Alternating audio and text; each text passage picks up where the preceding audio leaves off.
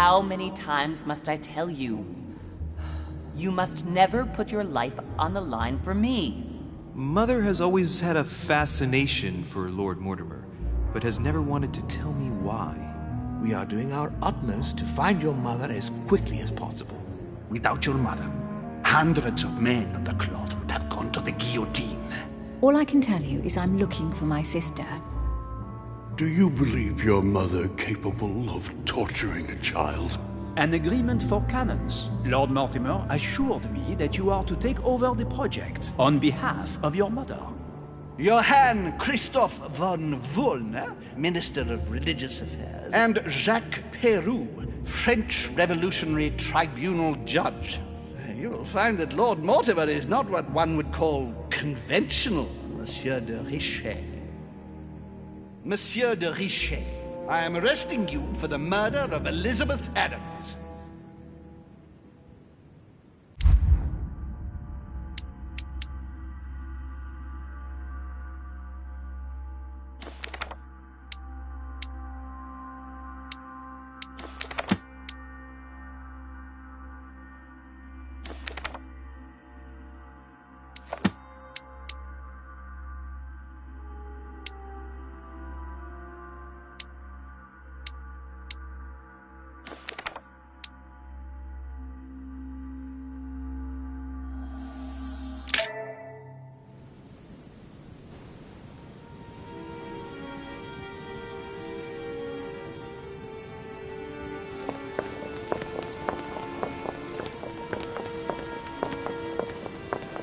At last we meet, Monsieur de Richet. Do you mind if I call you Louis? Please do. Thank you. I wish to apologize wholeheartedly, Louis. I made you cross the seas, and I wasn't even here to welcome you. When I asked you to join us here, it was, of course, in the hope that you would help us find your mother. But an act of horrific violence occurred during the night, and I do not know if this is linked to the disappearance of Sarah.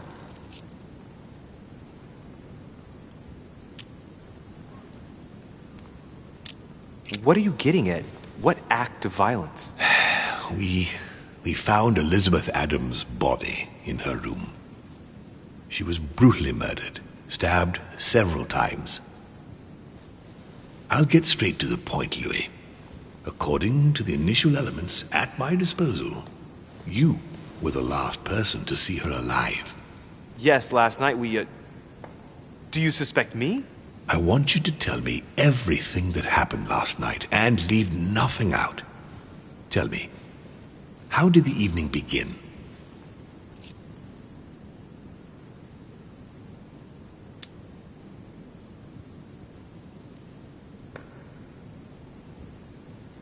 I was going up to my room when I saw Elizabeth waiting for me. She was very upset, and her words didn't make sense. I thought it best to follow her to her room, as she had asked me to. Continue.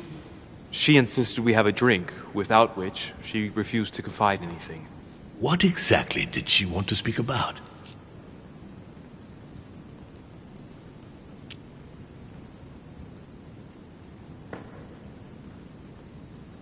She claimed she saw my mother the previous evening on the cliff, if I remember correctly.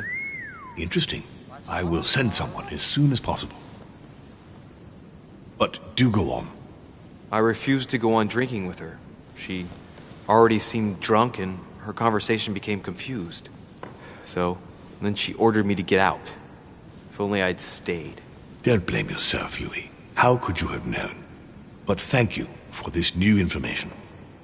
Louis, I shan't hide the fact that this tragedy puts me in a very delicate situation. I cannot risk upsetting the smooth operation of our next conference. But the case cannot remain unaddressed. I must reassure my guests, and justice will be done. And for that to happen, I must ask for your help. Why is that? You met Elizabeth. You spoke together, I believe. She trusted you. Listen, Louis. Find out who could have committed this murder. I refuse to believe that one of my guests is the murderer. I want to know who is responsible for this. And I trust you. You have my backing. You must stop at nothing. Can I count on you? Of course. How would you like me to proceed? Maybe you could start by going to the scene of the crime.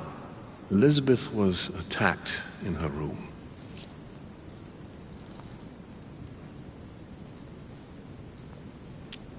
Do you have any suspects in mind, my lord? I spent most of the night talking with Sir Gregory and His Eminence Piaggi, so I think you can remove them from the list of suspects. Monsieur Bonaparte and President Washington left the party after midnight, I believe. They were tired and went up to bed. Can you tell me anything else about what happened? Now, Louis, I wouldn't want to influence you. Get over there and form your own opinion. Right. I'll get over there immediately. Thank you, Louis. Now, once you've finished, come back and let me know your findings. I'll be waiting. And Louis, you've got permission to search through the guests' rooms. They've all been notified and they agree.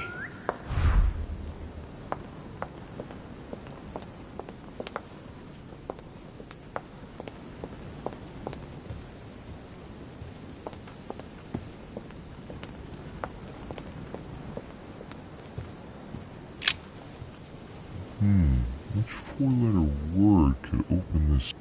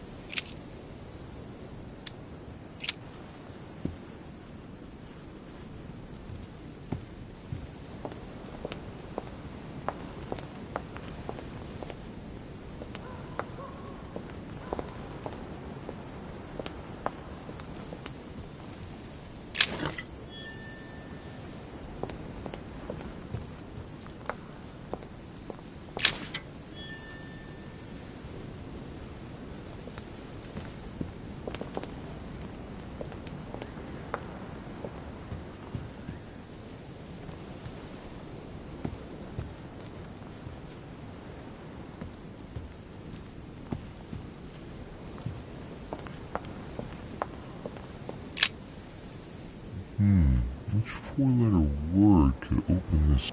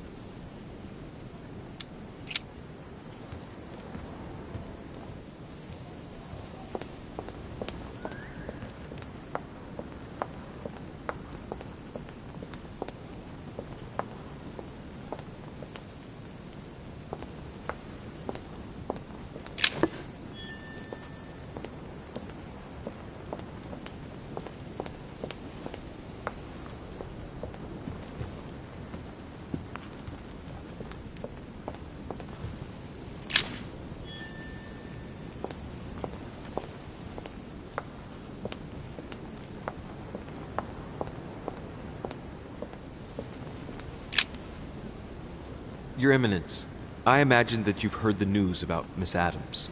What a tragedy, my son. How could such a thing have happened? That's exactly what I'm trying to find out. Did you notice anything out of the ordinary last night? I saw the young French soldier, Bonaparte, I believe, hanging around near Miss Adams' room. But I would not want to get an innocent man into trouble, Louis. It's probably nothing. Not to worry, Your Eminence. If he is innocent, then he has nothing to fear. Do you know why Monsieur Bonaparte was hanging around her room like that? Well, I wouldn't be surprised to learn that the dashing young soldier had become infatuated with a fragile young woman who looked a bit lost. But I don't think he got a very warm welcome. Bonaparte and Adams? But they didn't even know each other, did they? I couldn't say, Louis.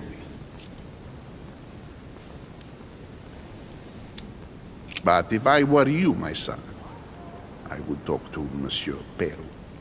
You remember how violently he set upon Miss Adams. Oh, don't worry. He's on the list of suspects.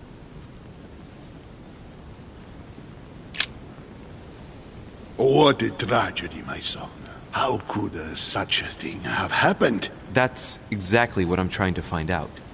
Did you notice anything out of the ordinary last night?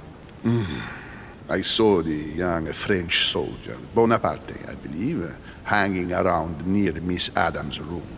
But I would not want to get an innocent man into trouble, Louis. It's probably nothing.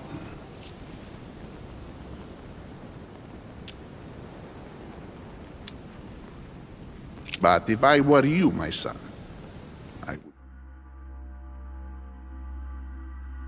talk to Monsieur Peru. You remember how violently he set upon Miss Adams. Oh, don't worry. He's on the list of suspects.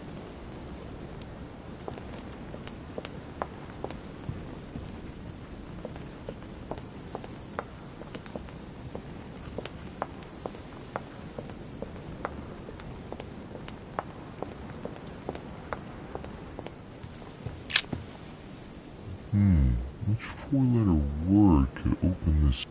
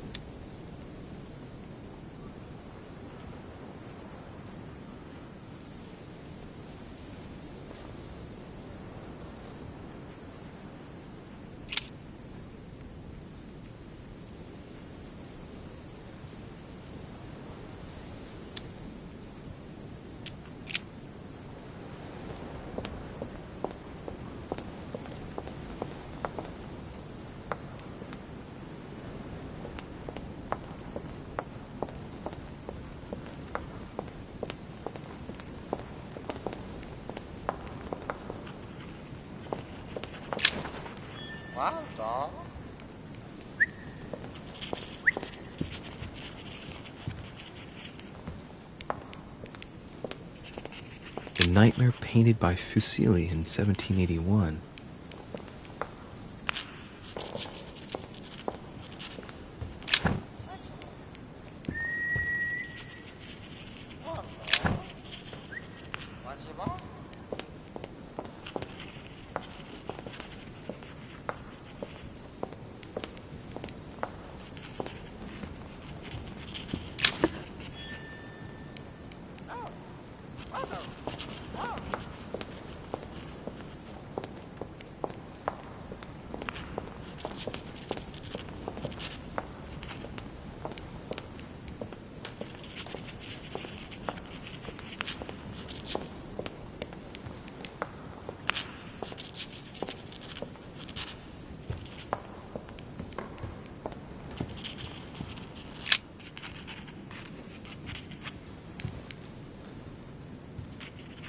I've come to speak about the findings of the investigation, my lord.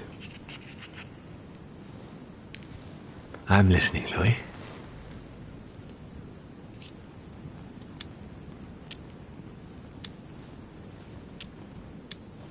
Will you remind me of the facts we already know about?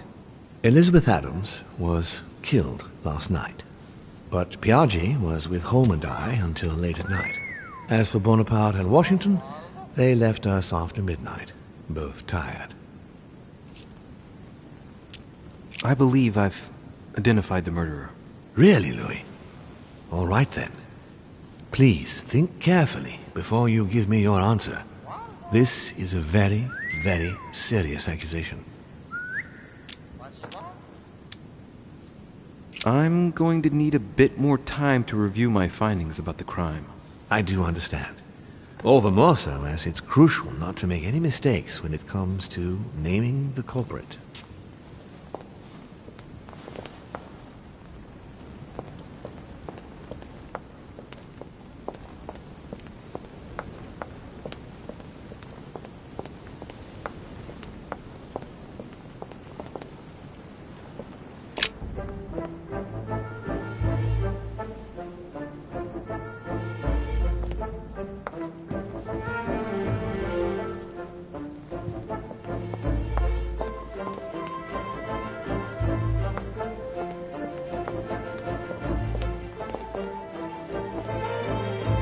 Monsieur Johann van Volner.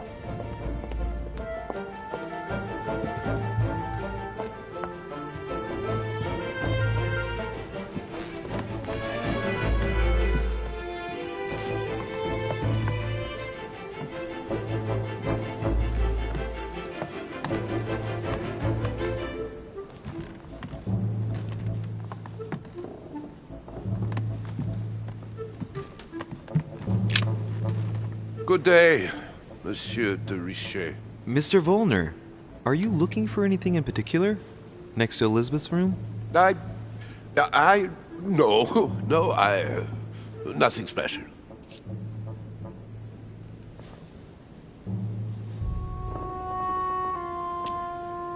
I'd have thought this is not really the shortest way to get to your suite. Yes, I wasn't really looking where I was going. I shall leave you now, sir. I will return to my room.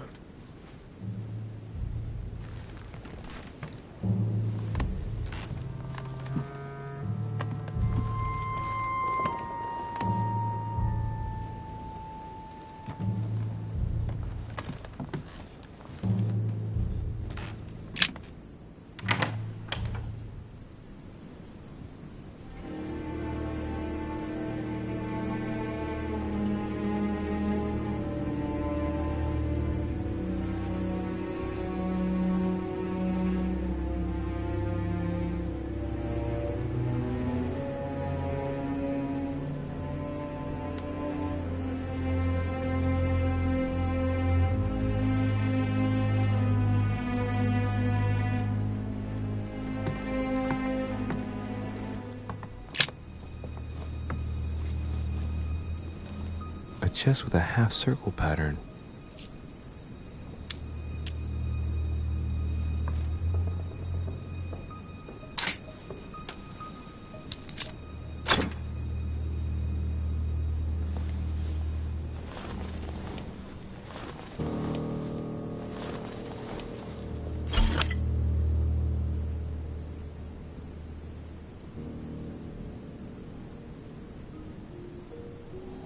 An untutored hand copied these notes. Looks like a healing method. Well, that's a pity. The writing is barely legible.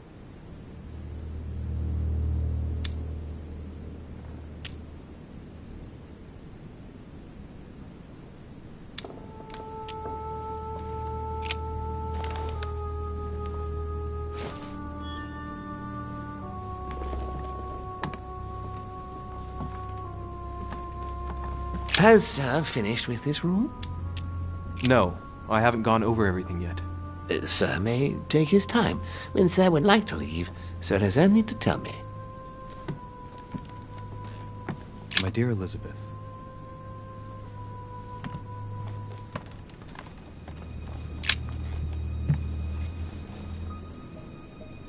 the clock stopped at 3:54.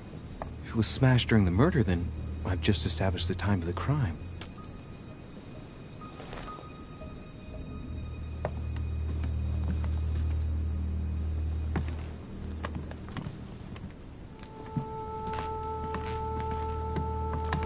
Pentagram?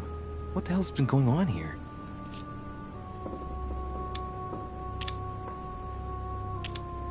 Many esoteric rituals are based on this shape.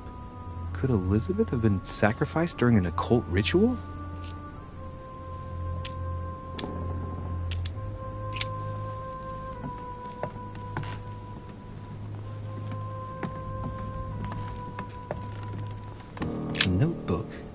written in Elizabeth's handwriting. It is written in a mix of several languages. Not too easy to work out.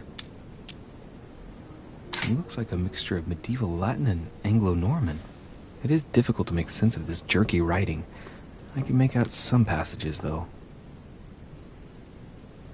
He's coming. The demon is upon me. He's coming back to kill me. There she is.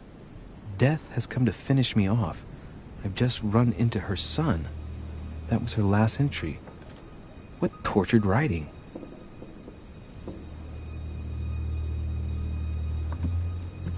August 24th, 1792.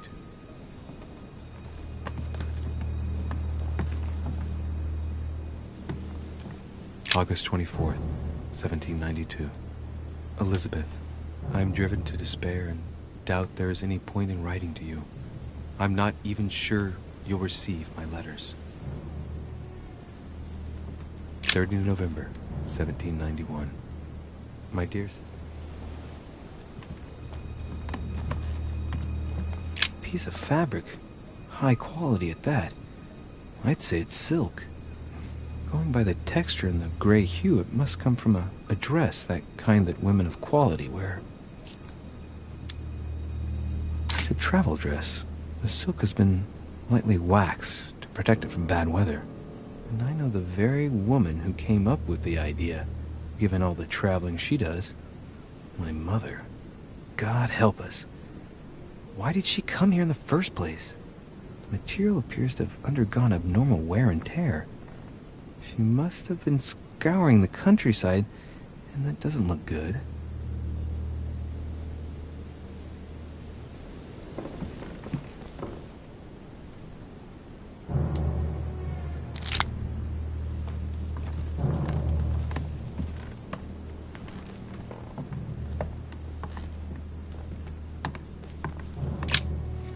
Vials of laudanum.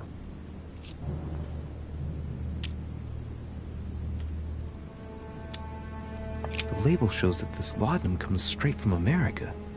I wonder if Washington's involved.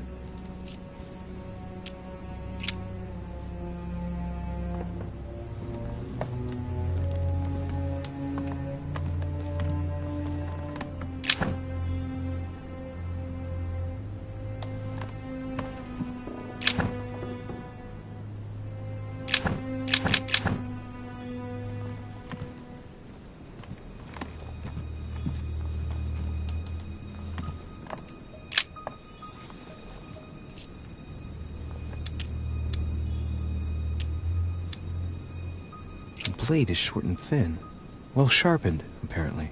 It's covered in blood. Still fresh.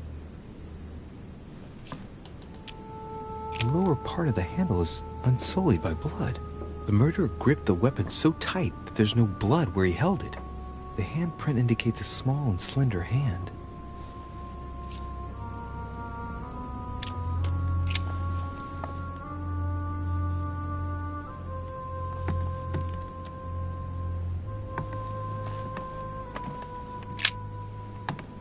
Poor girl bled to death.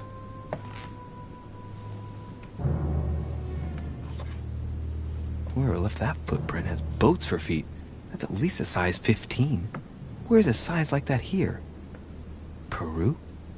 Washington, maybe.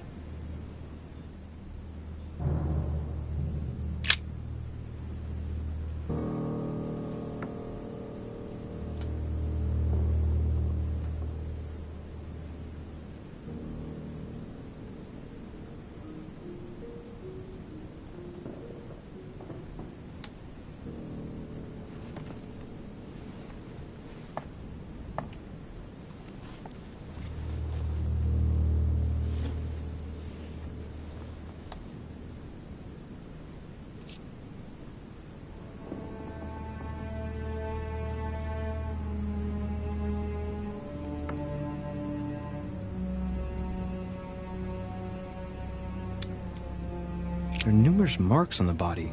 She must have fought like a lion. It couldn't have happened without a lot of noise. There are also a number of old scars.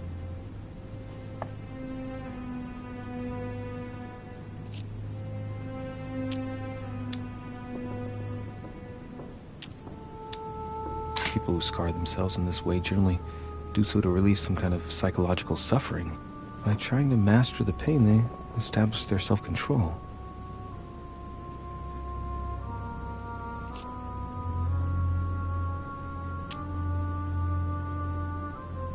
Scarring, ugh. Scarring isn't very regular, but they're mostly from old cuts.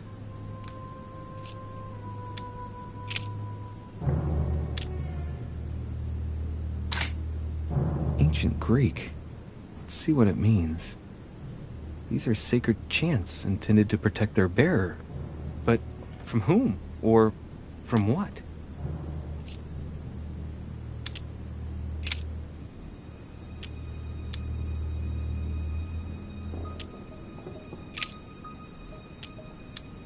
I count no fewer than 9 wounds on the thorax, with a lot of blood. At first sight, I'd say that's what caused her death.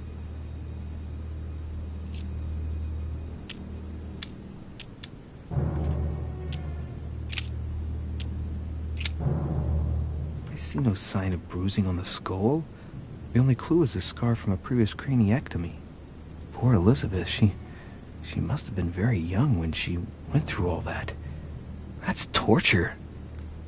She also has old scars around the neck, maybe mutilations.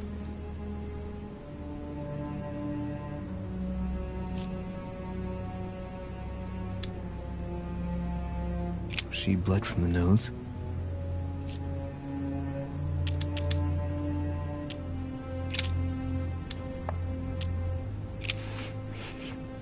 What a strange smell.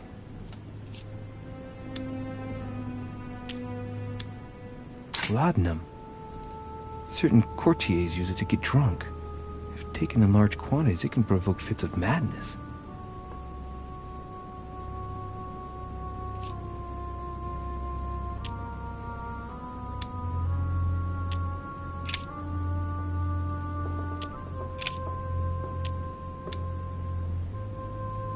No wounds, but blood on the right hand.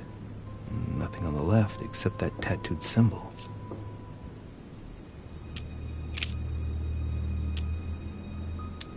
Blood, but no trace of blows on the legs.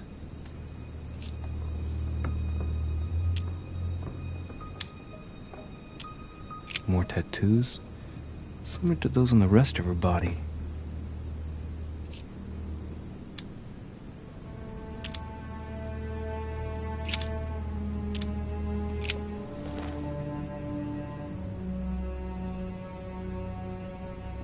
Knocked over a bottle of wine.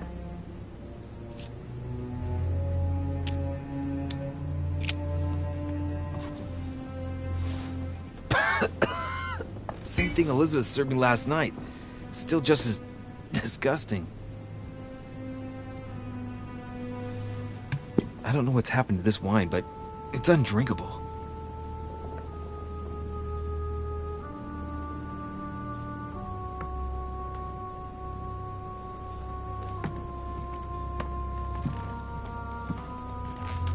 Blood spatter indicates that the murderer must have held Elizabeth upright during the attack. Even if Elizabeth wasn't very big, I doubt she wouldn't have put up a struggle. It takes tremendous strength to overpower someone like that.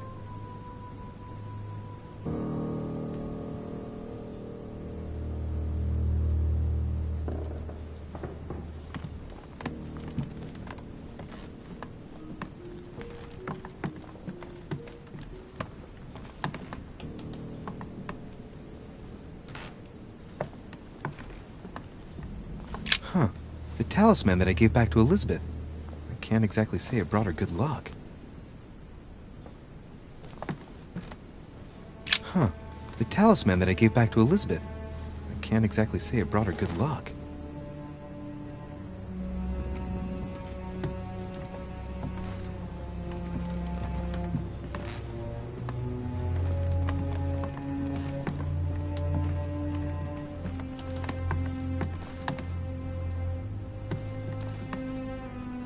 Has Sir finished with this room?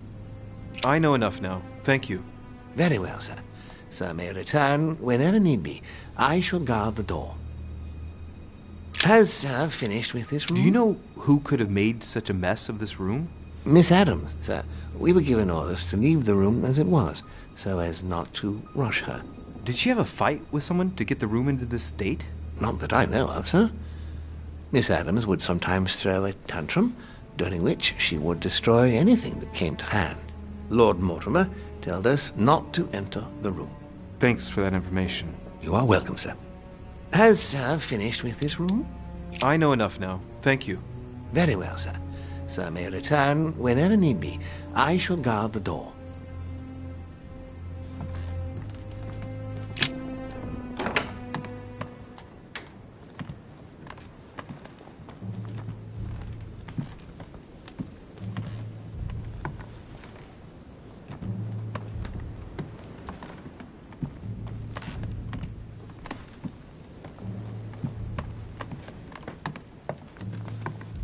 President George Washington.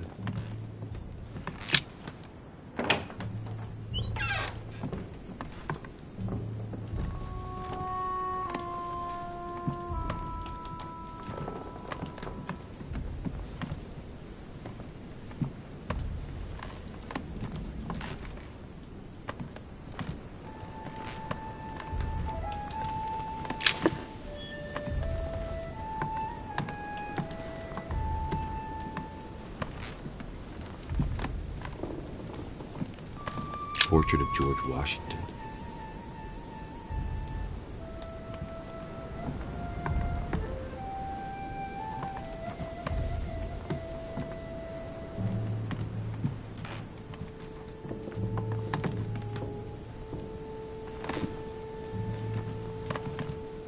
It looks like a note between Emily and Washington about trade deals. The English and the Americans are preparing a peace treaty. It would appear that Emily is in secret discussion with Washington about reopening trade between the United States and England. If such an arrangement came into being, France would suffer dearly.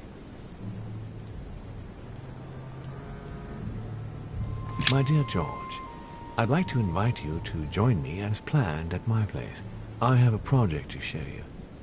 It is time that the United States played a more important role on the world stage. I understand your reluctance of playing with fire. I know you're new.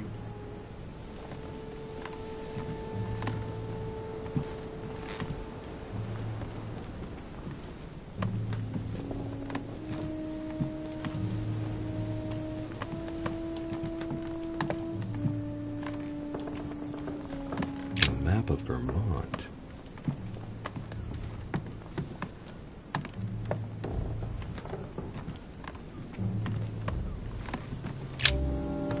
Greetings, Louis. Mr. President, you can guess why I'm here. Of course. Lord Mortimer has sent me to ask you a few questions about last night. It's... How am I going to tell Elizabeth's father that she's dead? I know, Mr. President. I shall endeavor to find out the truth about this tragedy. I must ask you to help me, though. Please. Find the degenerate pig who did this, Louis.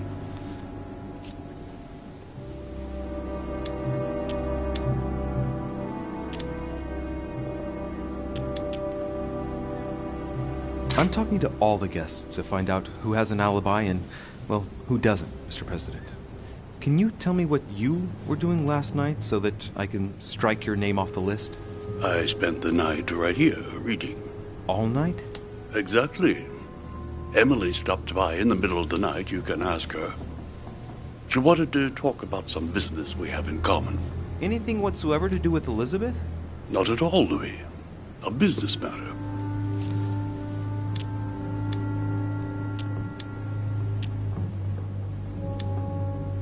Were you aware that Elizabeth took laudanum? Yes. She came to ask me for some. She had finished her reserve, I believe.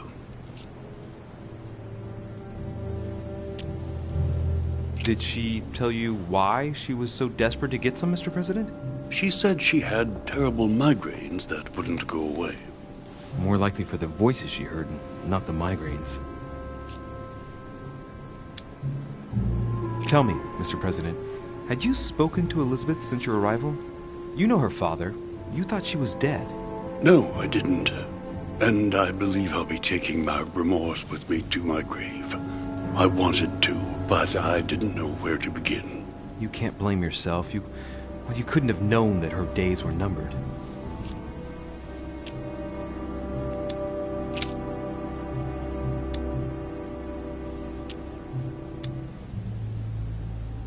Do you know if she had any enemies, Mr. President? Not that I know of. I heard about her altercation with Mr. Peru, but that case was closed if I'm not mistaken. But if in doubt, I wouldn't leave any door unopened. And I'd go and question your fellow countrymen. Don't worry. Countryman or not, I'm not letting anybody slip through the cracks.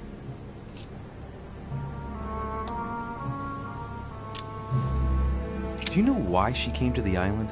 To get help, if I'm not mistaken. Isn't that right? Indeed. Sir Gregory suggested to her father that he introduce her to Lord Mortimer to see if he could help her.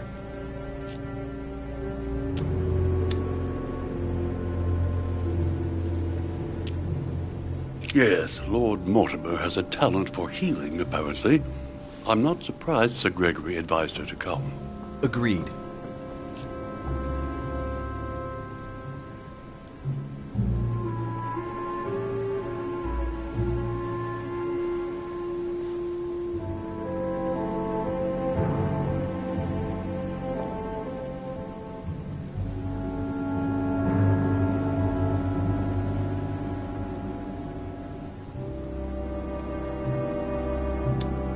Mr. President, we found a footprint at the scene of the crime. Not a dress shoe, I hope. That's all I wear. No, rest assured. It looks like the print of a big ankle boot. A large size, I'd say. Perfect. That should help you, Louis. It's a clue.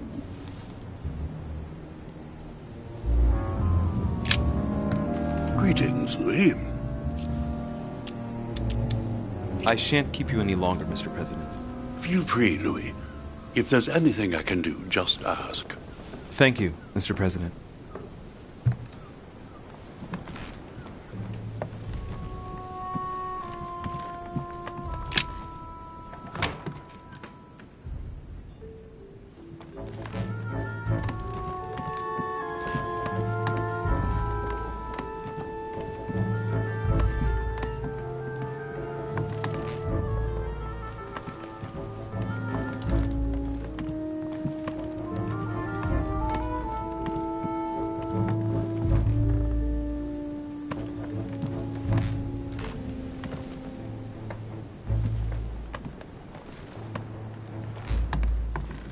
Huh, that's me.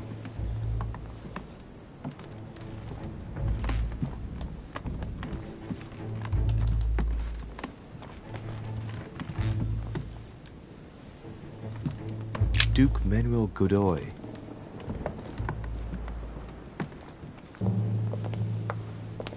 Duchess Emily Hillsborough.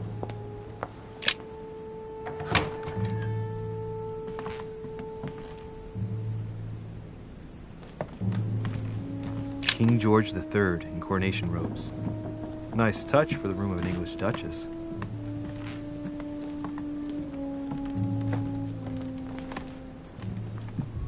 Dear E, I received your last letter. Unfortunately, the Crown informed the Golden Order that our mission should under no circumstances hamper Sir Gregory's plans. Decidedly, they have support from the highest level in Buckingham Palace. So here we both are, hands and feet tied, and little room.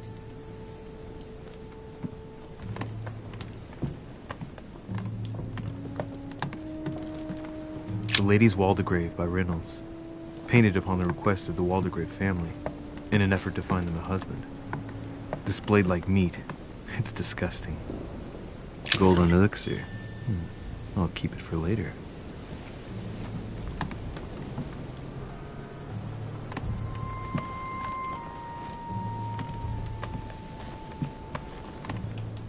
A letter from William Pitt the Younger, addressed to Emily.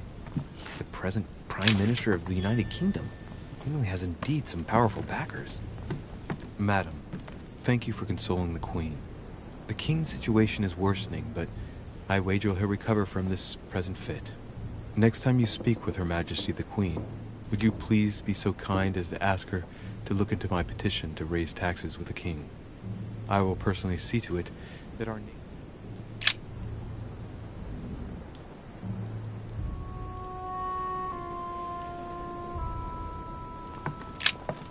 Two coils circle the lock.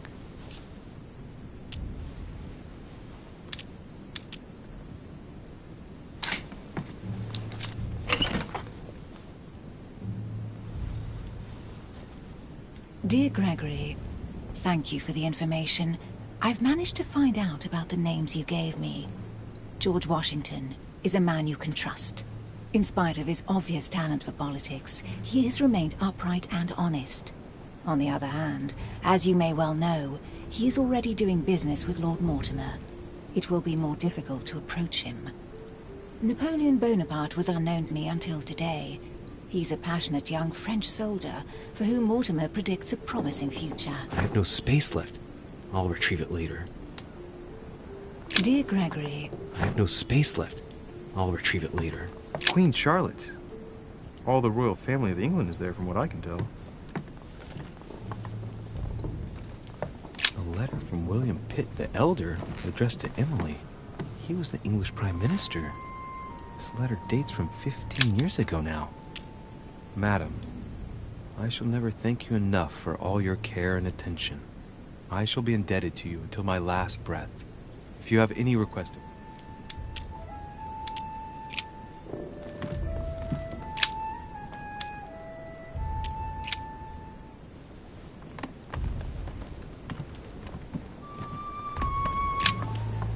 What can I do for you, Louis? I've come to see you about last night's tragedy. Did you hear anything about what happened to Elizabeth? Yes, we all did. Rumors spread quickly, you know. How awful. I didn't know her well, but I hope at least the poor thing didn't suffer too much.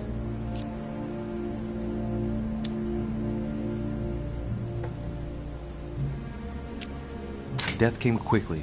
You can be assured of that. If such a senseless act can happen here, then none of us is truly safe anywhere. Lord Mortimer must be mortified that one of his guests could have committed such an act, don't you think? He is indeed very upset about it. It's only natural after such a violent murder. Violent? What do you mean? Elizabeth was stabbed 9 times. Oh my God, Louis. How awful.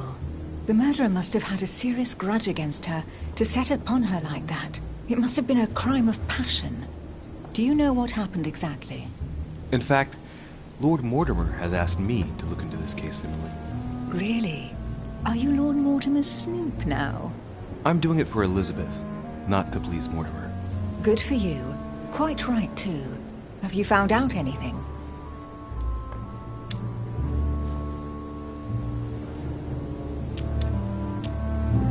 I'm now interviewing all the guests to establish the alibis for each person. Just so that I can cross you off the list of suspects, can you tell me what you were doing on the night of the murder?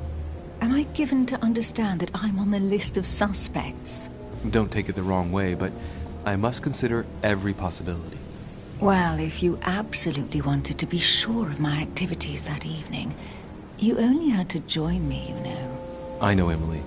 Especially since I couldn't prevent the murder, even though I spent part of the evening with Elizabeth. You're sure it's not too hard to bear for you? The fact is, I don't have a choice. But I will find the murderer. I owe Elizabeth that, at least.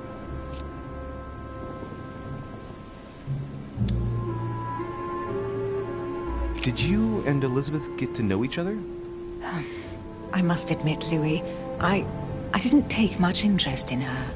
I feel a bit guilty about it, but I never actually spoke to her. She seemed burdened by her problems, and as she wasn't invited to the conference, I didn't really seek her out.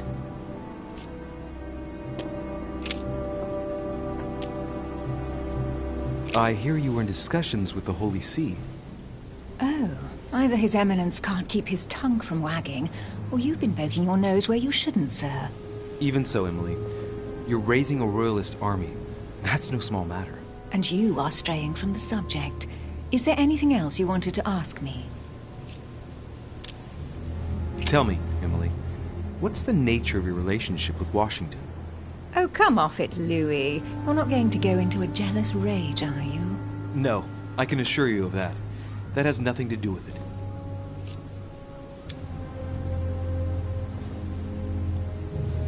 You're preparing a treaty to break the ties between the United States and France. Whatever are you talking about, Louis? I read your correspondences, Emily. It's not what you think. So don't go thinking there's anything personal in it. Are you trying to break Franco-American agreements, Emily? That's the job, Louis. We're all doing everything we can to serve the best interests of our nation. It's got nothing to do with you or us. But why didn't you tell me about it before? Would you have told me?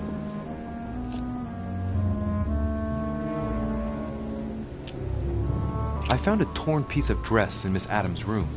Gray silk. Where's it from? That's what I'm trying to find out. The color doesn't match any of Elizabeth's dresses, but I might not have found all of her clothes yet. Good Lord, Louis, do you realize what this means? If this piece of dress isn't from Elizabeth, then it's... I don't have any grey silk dresses, Louis. Neither does my sister, since we wear the same clothes. Yeah, that's exactly what I wanted to check with you. I'm so sorry, Louis. Thank you. Are you all right? You know, I'm sure there's a good reason why your mother was at the scene. Thank you, Emily. We found the murder weapon. What is it? A dagger, quite slim. Have you found its owner? Not yet. Still searching as it happens. That said, since the blade penetrated the body several times, the murderer's hand will have been covered in blood. You think that's a clue? The handprint was a very slender hand, Emily. Probably that of a woman. Do you realize what that means? There are only 3 of us on the island. Bearing in mind that neither my sister nor myself had any reason to set upon the young lady, that means... I know, Emily. I know. Keep up your courage, Louis. I'm sure there's an explanation. You're bound to shed some light on it all. If what you say is true, Emily, I'm less and less enthusiastic about shedding any light on the subject.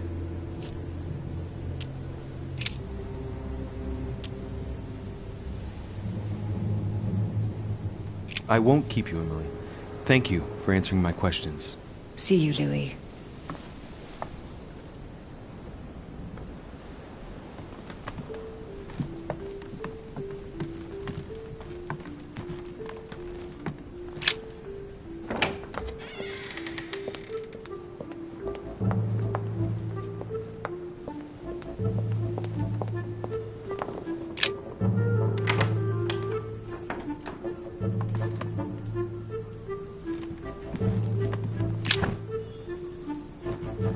The Prince by Machiavelli. A perfect read for anyone with a surfeit of ambition. That might come in handy.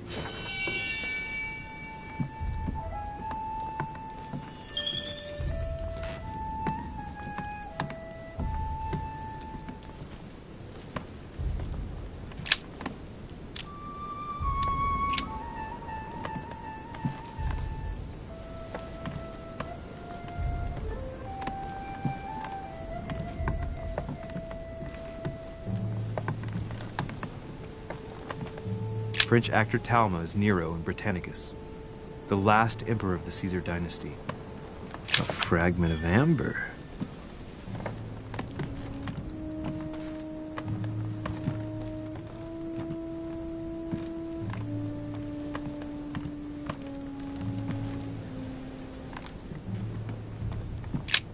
There's just one holster in Bonaparte's gear, and the pistol is missing. On the other hand, his cleaning equipment is in mint condition. That's typical of the soldier in him.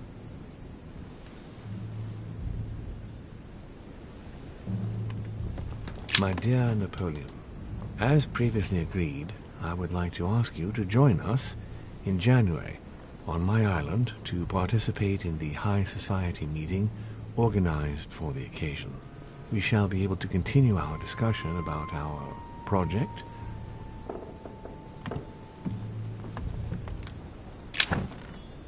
Vercingetorix throws down his arms at the feet of Julius Caesar by Royer, 2 great army chiefs.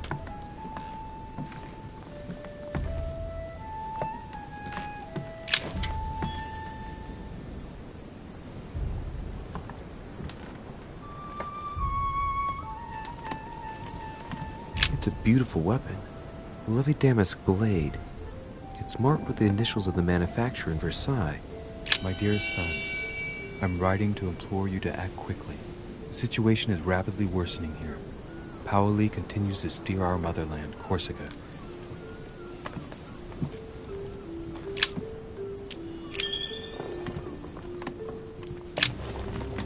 Monsieur de Richet, please be quick. We are both very busy.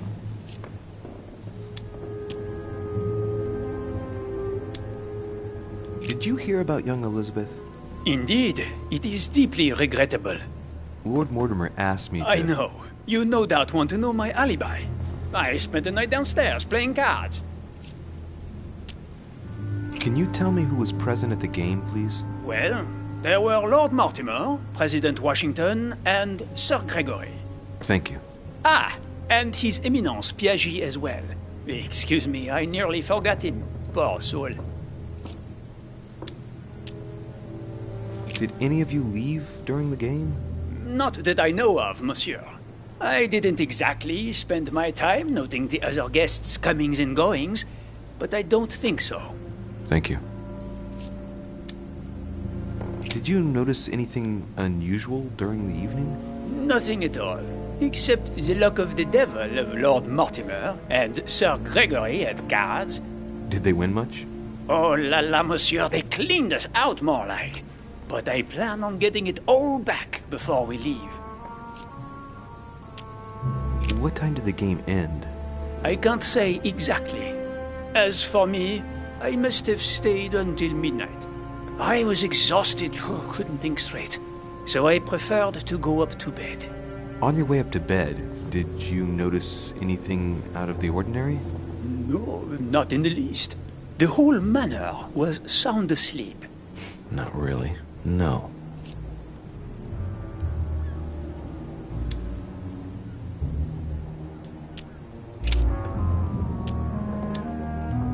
Someone saw you not far from the victim's room. Can you tell me what you were doing exactly, please? I can tell you that someone is an idiot. I wanted to warn her to be careful. You see, on the night of my arrival, I saw someone leaving her room in haste, and I wanted to speak to her, to warn her. Unfortunately, the young lady slipped through my fingers each time. Now I know why. She had every reason to be worried. What an idiot I was not to insist. I could have helped her. I've been studying him for a while now, and I don't think he was lying. Yet, I'm surprised how easy it was for me to read him. It must surely be his military side. I wish they all could be like that. My investigation would be finished already.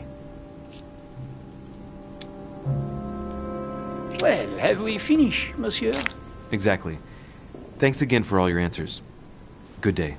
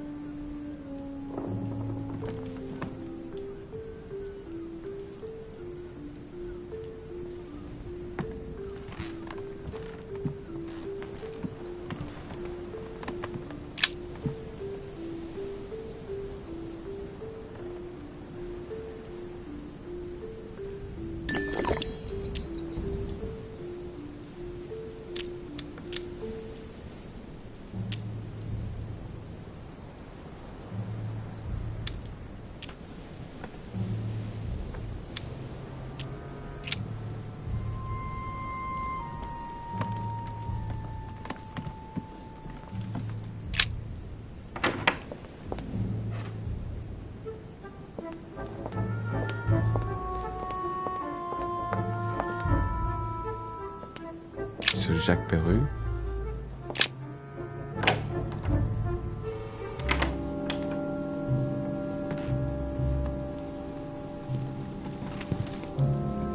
What do you want from me, de Richet? Greetings.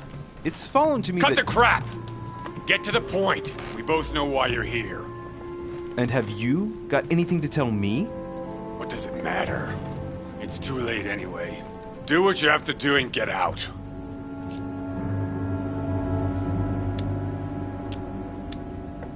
It's never too late, sir. If you have something to say, now is the time.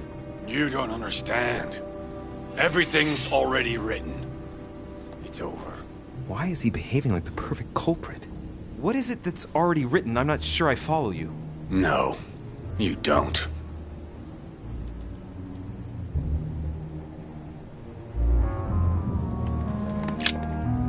All right. Have you finished? Not quite. I'd like you to answer a few questions.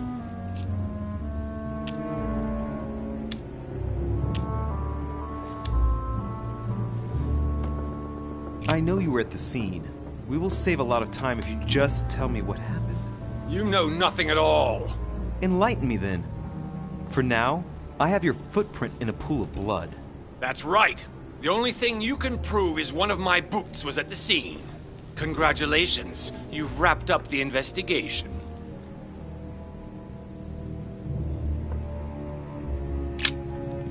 All right. Have you finished? Not quite. I'd like you to answer a few questions.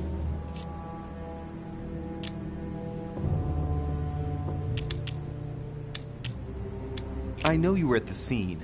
We will save a lot of time if you just tell me what happened. You know nothing at all. Enlighten me then. For now, I have your footprint in a pool of blood. That's right. The only thing you can prove is one of my boots was at the scene. Congratulations, you've wrapped up the investigation.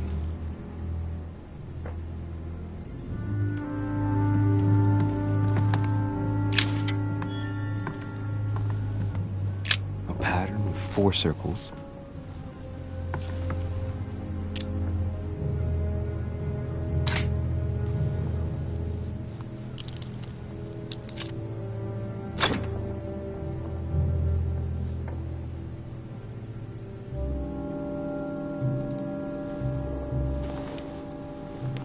Dear Monsieur Peru, I'm writing to thank you for the funds you sent. These funds will be crucial for the renovation of the western wing of the orphanage. The children you sent are doing marvelously well, and little Pierre will soon be walking. Some of them still sometimes suffer. I've no space left. I'll retrieve it later.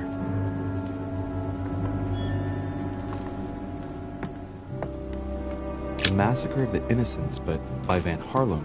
I think that Mortimer likes to play mind games with his guests.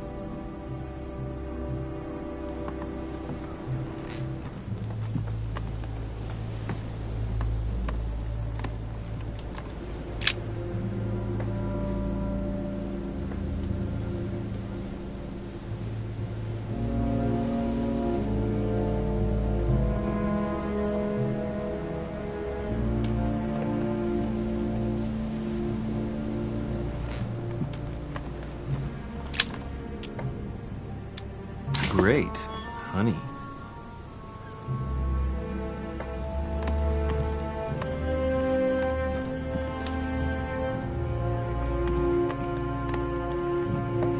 The Massacre of the Innocents by Rubens. A bit gloomy. Guess my room is not that bad.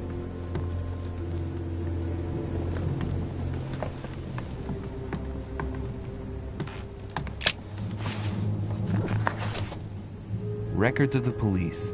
Notes intended for the police lieutenant of Paris. It's a list of people under surveillance in Paris.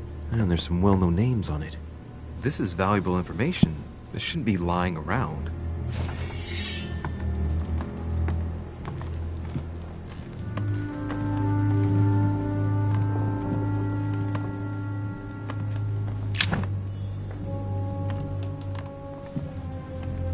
Dear friend, please come and join us. We must meet about the ongoing operations in Paris. A boat will be waiting for you in Calais, and...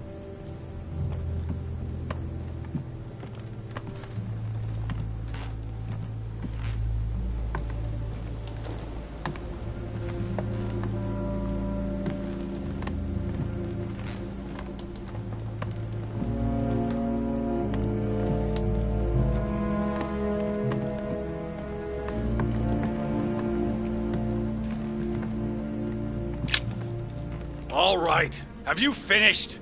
Not quite. I'd like you to answer a few questions. I'd like to talk about the letter you're writing. What woman is it addressed to? Who says it's a woman? I'm not saying any more. There's no point you insisting.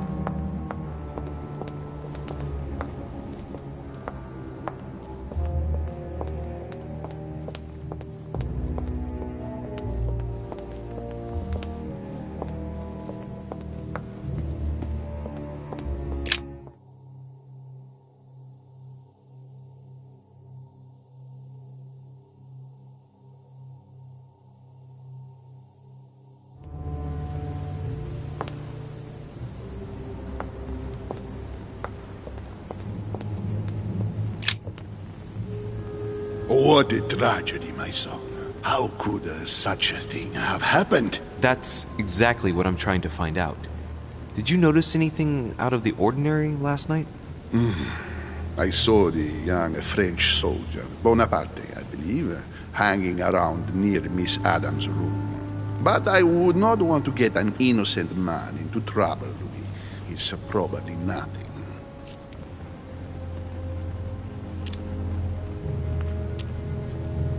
Not to worry, Your Eminence. If he is innocent, then he has nothing to fear. Do you know why Monsieur Bonaparte was hanging around her room like that? Well, I wouldn't be surprised to learn that the dashing young soldier had become infatuated with a fragile young woman who looked a bit lost.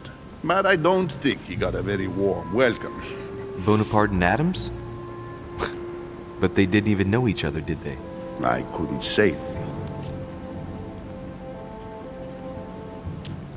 But if I were you, my son, I would talk to Monsieur Peru. You remember how violently he set upon Miss Adams. Oh, don't worry. He's on the list of suspects.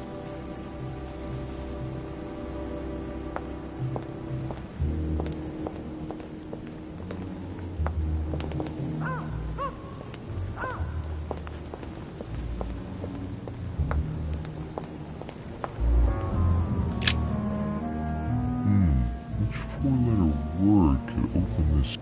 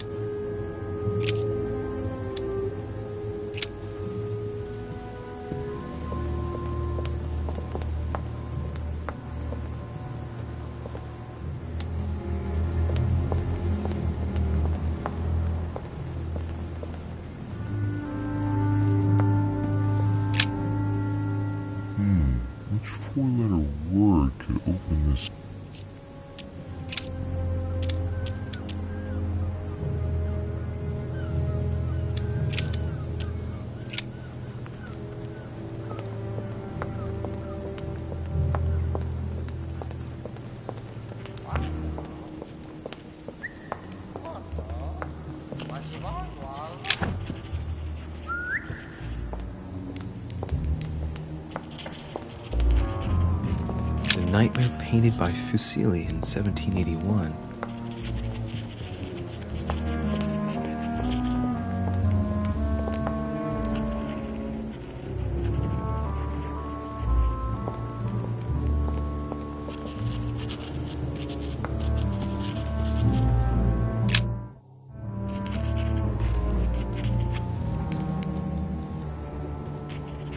I've come to speak about the findings of the investigation, my lord.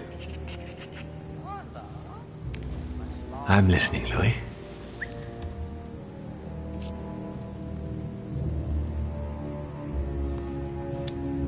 I believe I've identified the murderer. Really, Louis? All right then. Please think carefully before you give me your answer. This is a very, very serious accusation.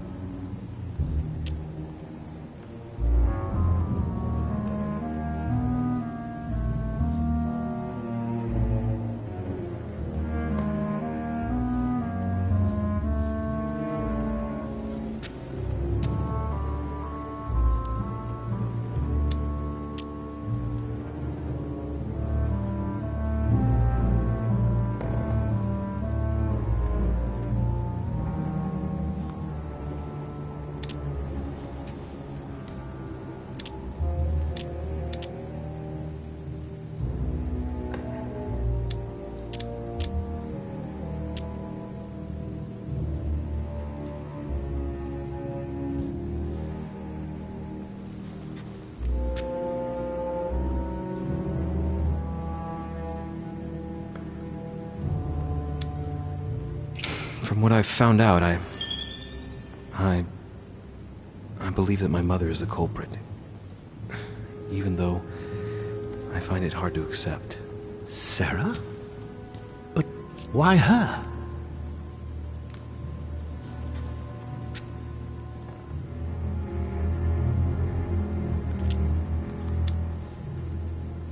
I found a piece of fabric that appears to have belonged to her and proves she was present at the scene of the crime. Interesting. Anything else? The print left on the knife near the body was left by a slender hand, without a doubt the hand of a woman. And there aren't many female guests. I see. Anything else, Louis?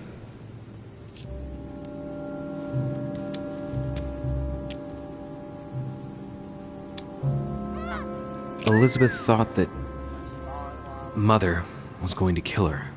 Difficult to believe in a simple coincidence in light of recent events. Indeed, it's uncanny. Anything else? I found out that there was a long history between Elizabeth and my mother. She had been her personal doctor and had tortured her throughout her childhood. Ah. And so she could have tried to silence Elizabeth so the truth wouldn't get out and damage her reputation. Well, it's possible. Have you anything else? I think that there is more than enough evidence here. Indeed, it's very worrying. Everything seems to indicate that your mother is responsible for Elizabeth's murder. Given the distinguished guests and the political issues involved at the conference, I trust you'll leave me to conclude the case in my own way. Now that we've examined the question from all sides, maybe you could explain to me why you asked me here, my lord. Right. It's time we spoke about your mother, Louis.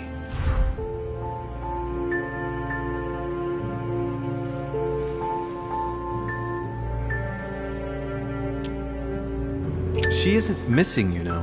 What? What do you mean? My mother has left traces in every nook and cranny of your island, my lord. She's definitely here. Now, what worries me most is why she doesn't show herself. That doesn't make me feel any better, Louis. What was the official reason why my mother came to your island? I knew about your mother's activities, and yours, in the Golden Order. I thought we had everything to gain by working together. You mean the cannon deal with Monsieur Bonaparte?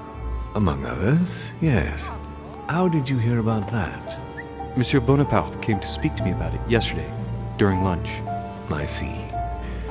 So impetuous. He was supposed to let me speak to you about it first. Our friend Napoleon desperately needed financial backing to properly equip his army.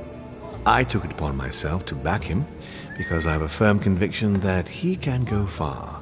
Yet he told me that you had spoken and that you hadn't been able to reach an understanding. That's putting it mildly. Monsieur Bonaparte is one of those guys who only understands people who think like he does. Ah, I see what you mean. He is indeed rather inflexible when it comes to certain subjects. But I am still of the opinion that you can manage to get along. We shall see. However, there's one thing that surprises me. Isn't Bonaparte a bit young to deserve so much attention? Well, you come straight to the point. I like that. Indeed, if you knew just how much you remind me of him. Trust me, I'll wager that Monsieur Napoleon will soon prove himself. I'm working on it, at least. Once this deal was closed, I had big plans for Sarah. Such as what? You see, I've invited several influential figures on my island to present them with a project at the conference. It will be presented later today. I thought that the Golden Order had a role to play. And I still think so. I was hoping Sarah would be able to join us. I see. Indeed, if by chance your mother decided not to return to us before the conference, would you do me the great honor of attending? If only to follow the deliberations while waiting for her to duly take her seat. Why not? We shall see. Ah, thank you so much. In this way, you'll be able to keep your mother informed of what is said. There's something else I'd like to briefly go over. Earlier, you asked me the official reason for your mother's presence here. Is there an off-the-record reason why your mother came here?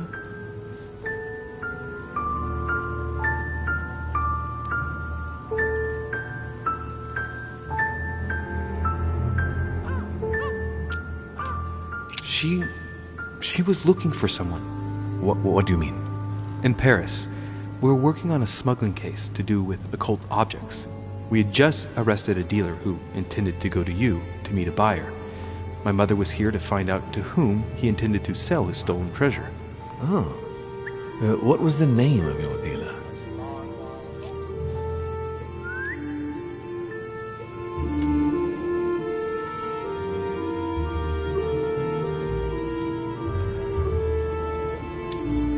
The dealer was called von Burchard.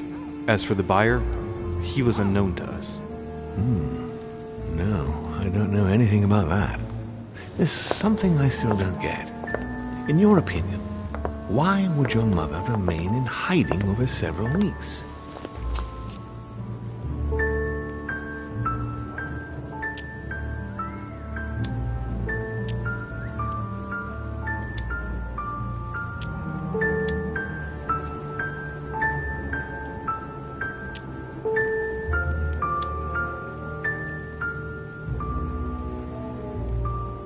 Maybe she found something out. What do you mean? My mother has a gift for investigating. If she had picked up a lead, nothing would have stopped her. The only thing I can tell you is that Sarah had indeed changed. At the beginning of her stay here, we enjoyed spending time together, solving the world's problems.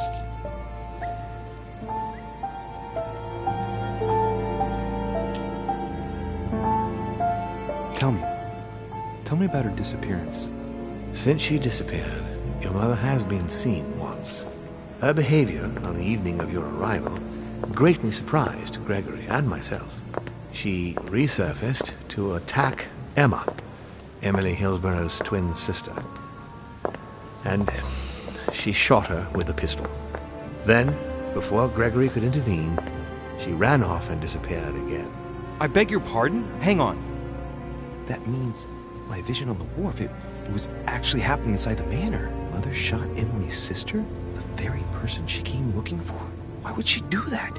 Excuse me, but between that and the childhood of Lady Adams, it's all a bit much for me to cope with. I need to piece it all together again to see things more clearly. You said that you spent a lot of time talking together at the beginning. What happened for that to change?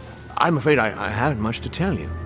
The more the days went by, the more she withdrew into herself. She never gave me an explanation, until the day came when she purely and simply disappeared. Where did she go when she wanted to be alone? She would shut herself away in a room we use as a box room upstairs. Would you allow me to go there? Naturally, Louis, of course. I'll send you a servant to open it. Thank you. That's all I can tell you about the disappearance of your mother, Louis. I would like to have been more helpful. I shall stay on her trail and follow up any leads. Thank you. We will meet later on to welcome our last guest. In the meantime, I shall get someone to open the box room upstairs for you. Thank you.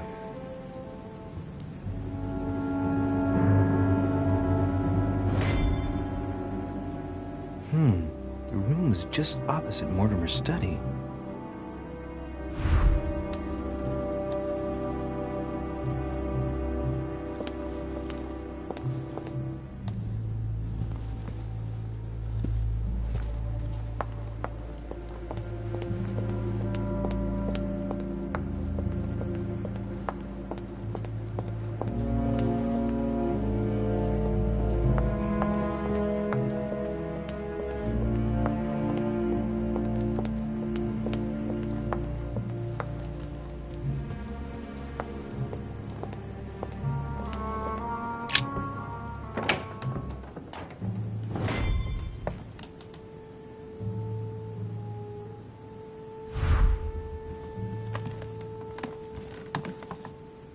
There are burnt papers in the chimney.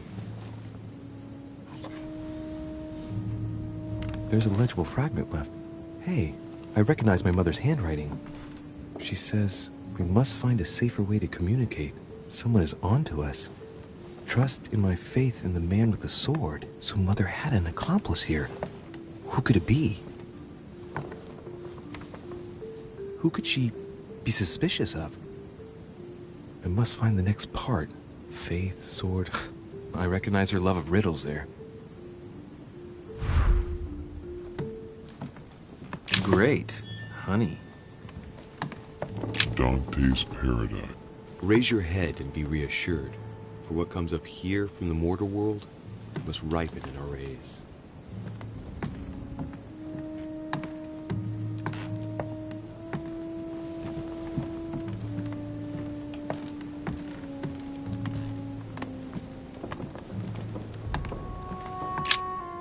St. Paul on the road to Damascus by Caravaggio.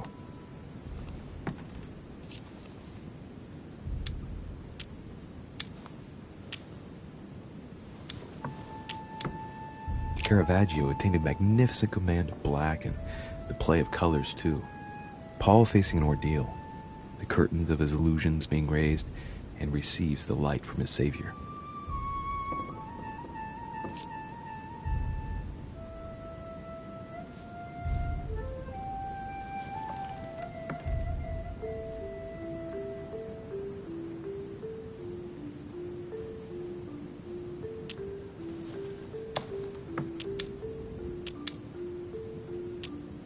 Caravaggio attained a magnificent command of black and the play of colors too.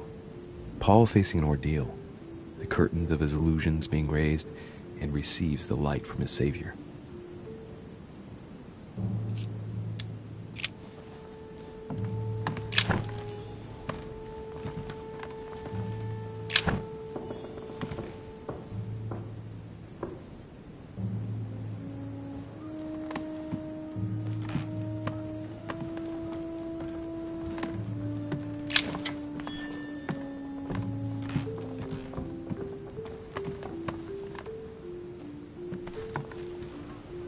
of Dante's paradigm.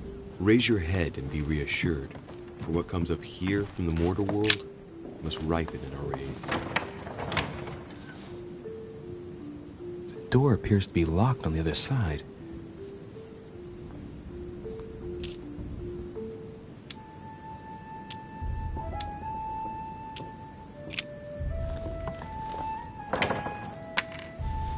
I think I heard something fall to the ground. A metallic sound, like a key falling to the floor. Open sesame.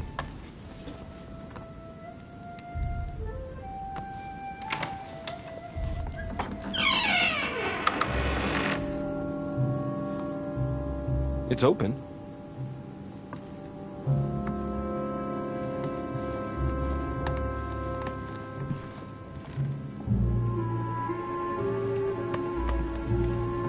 A chest with the occult symbol representing air.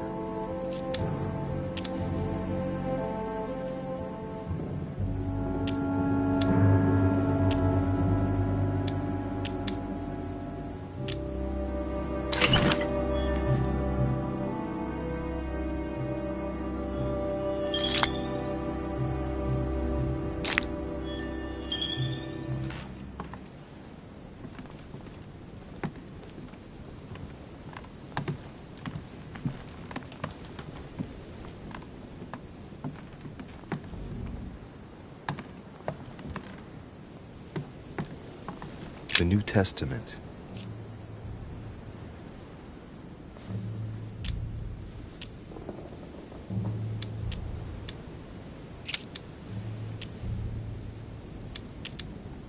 A volume of the Gutenberg Bible.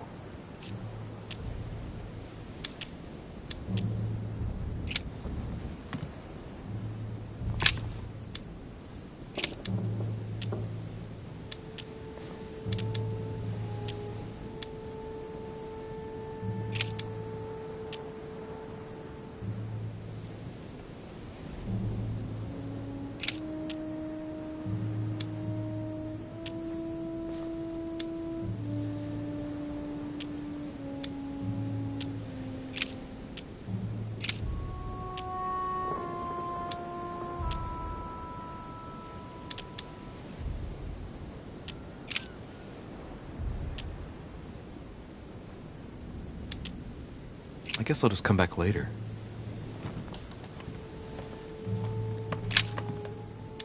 It's St. John, painted by Guido Reni.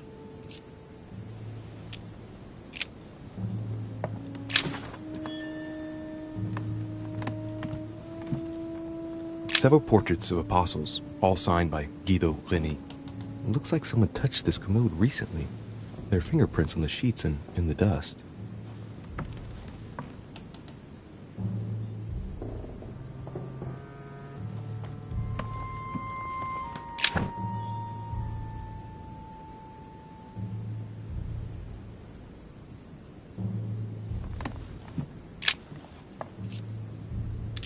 Painting of St. Mark from the collection of the Apostles by Guido Reni.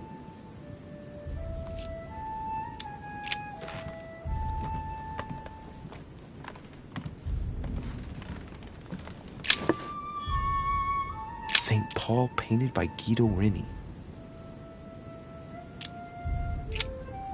St. Paul is shown holding a sword.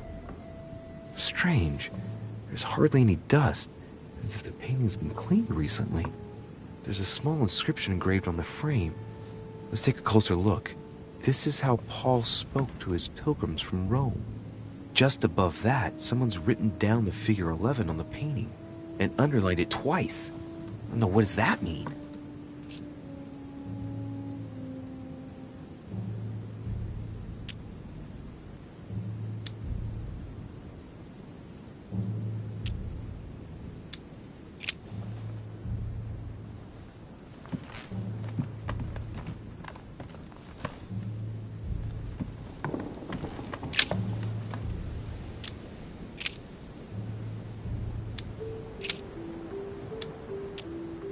I say then, have they stumbled that they should fall? God forbid, but rather through their fall, salvation is come unto the Gentiles, for to provoke them to jealousy. Oh, wait. A note from Mother is carefully folded between the pages here. What does it say? Dear E, I'm glad you found this note. I was afraid the code of the two groups of pilgrims would mislead you. Pick up the package. You know where, and hide it where no one will find it. It's imperative. Awaiting your reply, hidden behind the youngest apostle. What? The youngest apostle? What does Mother mean by that?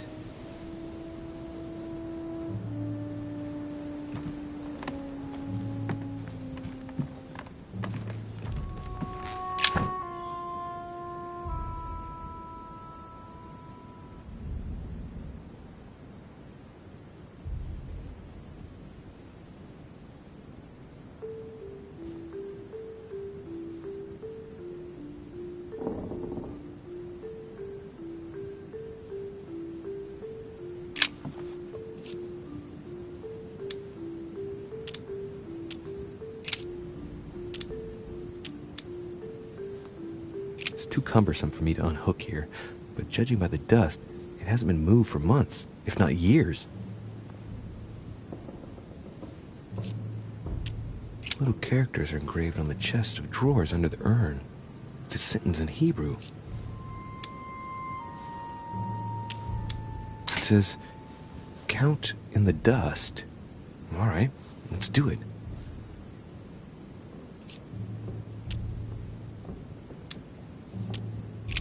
There's nothing worth noticing here.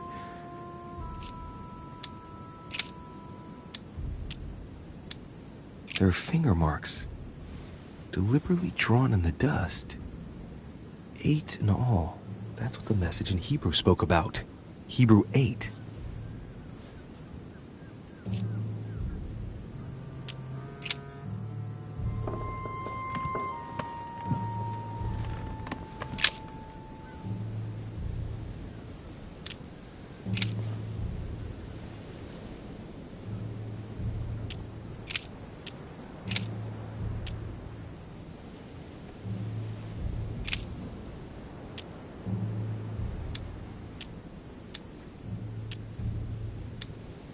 Thou hast put all things under his feet, for in that he put all in subjection under him. He left nothing that is not put under him.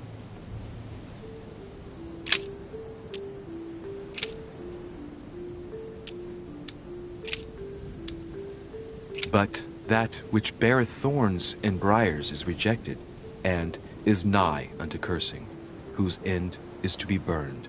Here's a message. There are some complications. Indeed, the Prussian is insistent. What's happening at your end? Do you need help? If tonight is not possible, let's see tomorrow evening, in the South Room, where we reviewed the situation. When Paul understood that only the axe counted, he went back on his tracks. I await your confirmation to his left, in the company of the pilgrims that have joined him. Yeah. This last comment is about their code. I should find new pilgrims near Paul.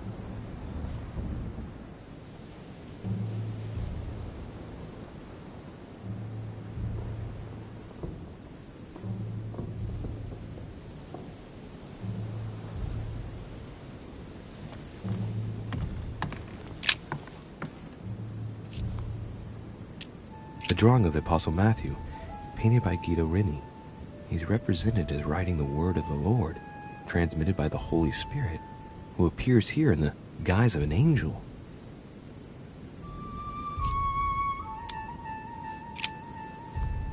There's something else behind this painting. It says, half of each group will join the first city of Corinth. What the hell does that mean?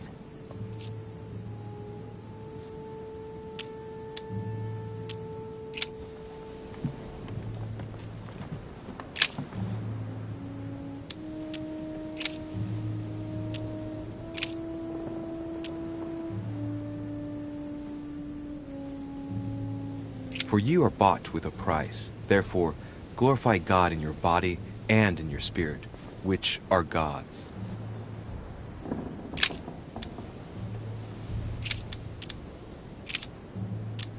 For the Jews require a sign, and the Greeks seek after wisdom.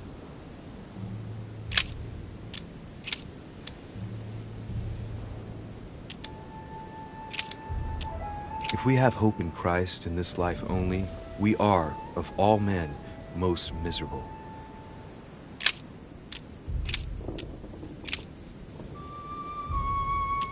For I through the law am dead to the law, that I might live unto God.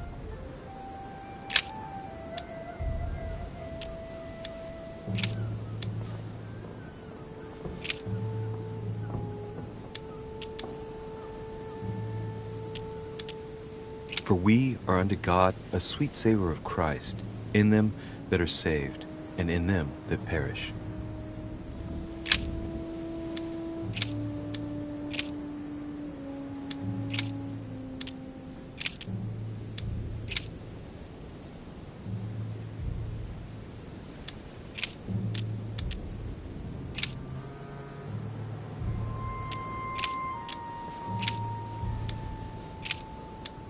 Because we look not at the things that are seen, but at the things which are not seen. For the things which are seen are temporal, but the things which are not seen are eternal.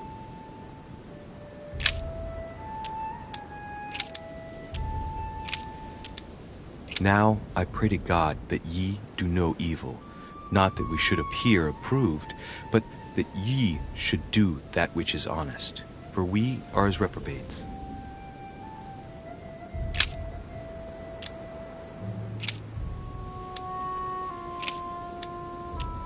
How shall not the ministration of the Spirit not be more glorious?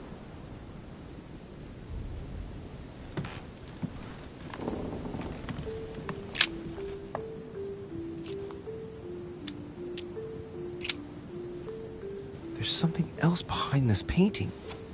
It says, half of each group will join the first city of Corinth. What the hell does that mean?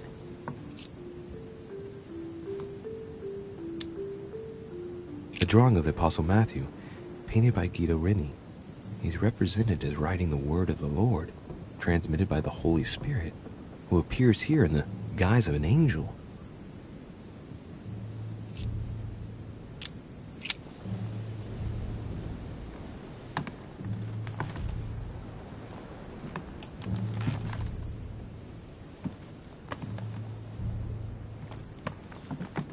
St. Paul, painted by Guido Reni.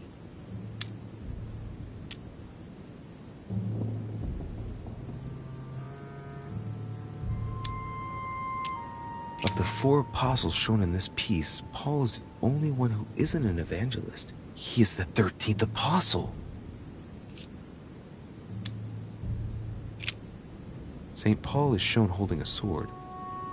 Strange. There's hardly any dust, as if the painting's been cleaned recently. There's a small inscription engraved on the frame. Let's take a closer look. This is how Paul spoke to his pilgrims from Rome. Just above that, someone's written down the figure 11 on the painting and underlined it twice. No, what does that mean?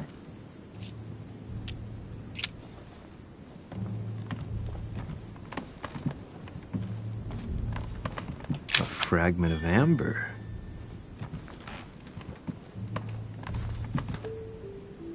Several portraits of apostles, all signed by Guido Reni. It looks like someone touched this commode recently. There are fingerprints on the sheets and in the dust.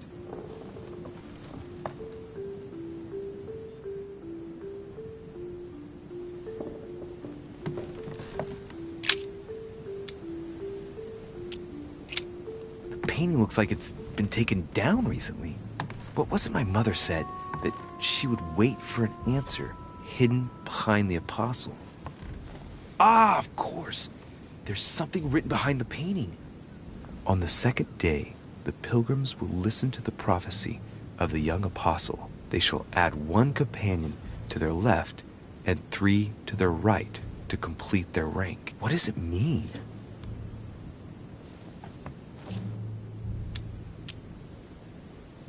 On the second day, the pilgrims will listen to the prophecy of the young apostle. They shall add 1 companion to their left and 3 to their right to complete their rank. What does it mean?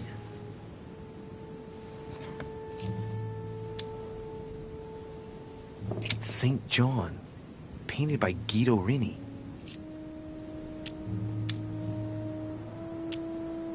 St. John is the only apostle painted in this gallery who hasn't got a beard. Hey, wait! That means it's him. He's the youngest apostle. Right. This painting is therefore associated with the answer which E had to give to my mother. Now, I just need to know how to recover the answer.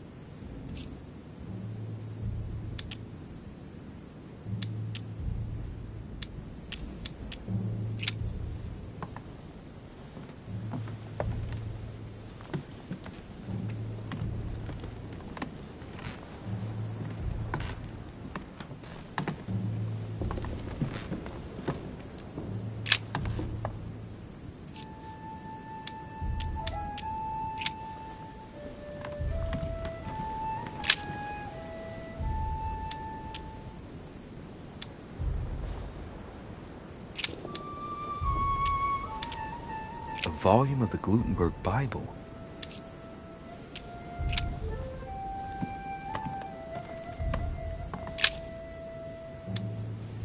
It's St. John, painted by Guido Rini.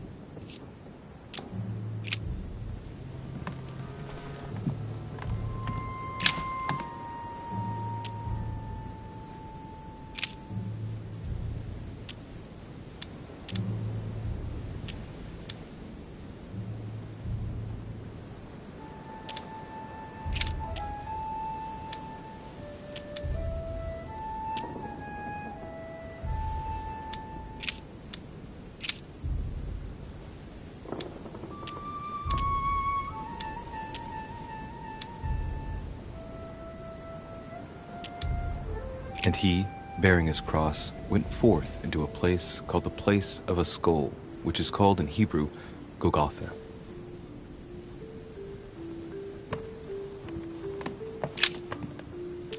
It's St. John, painted by Guido Rini.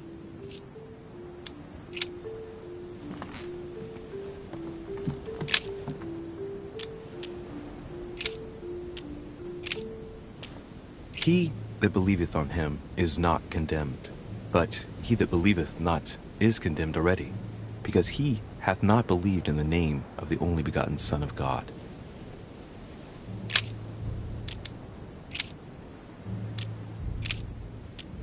I and my Father are one.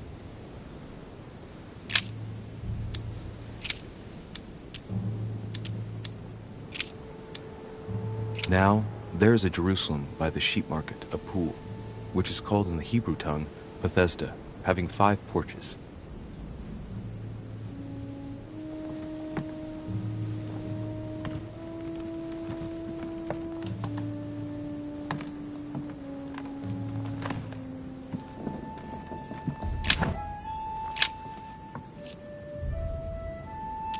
Painting of St. Mark from the collection of the Apostles by Guido Rini. There's nothing worth noticing here.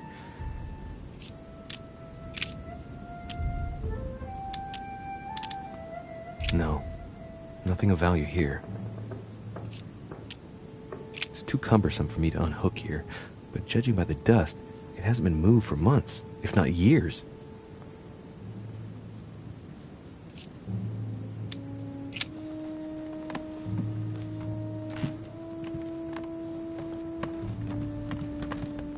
St. Paul painted by Guido Rini.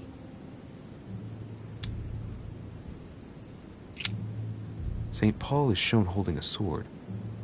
Strange. There's hardly any dust, as if the painting's been cleaned recently. There's a small inscription engraved on the frame.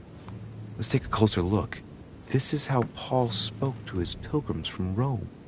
Just above that, someone's written down the figure 11 on the painting and underlined it twice. No, what does that mean? So we have the figure 11 twice underlined, and a story of a group of pilgrims who it looks like Paul is speaking to. Maybe it's a code. There must be a connection. A text on Paul must be somewhere, and it must be associated with the figure 11. But what's the story with these pilgrims? I mean, a connection with the figure, maybe?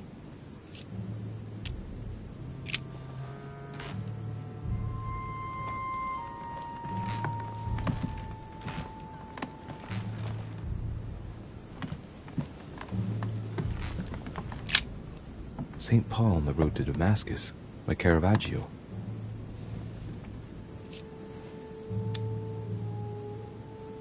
Caravaggio attained a magnificent command of black and the play of colors too. Paul facing an ordeal, the curtains of his illusions being raised, and receives the light from his Savior.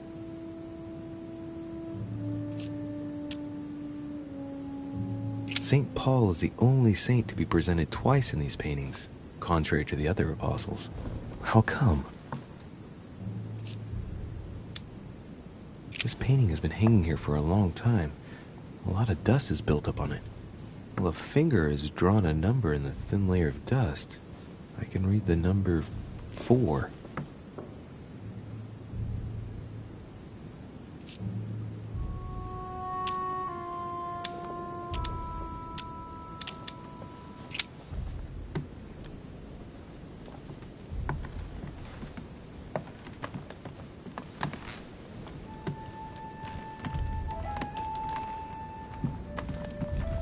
There are burnt papers in the chimney. There's a legible fragment left. Hey, I recognize my mother's handwriting. She says, we must find a safer way to communicate. Someone is on to us.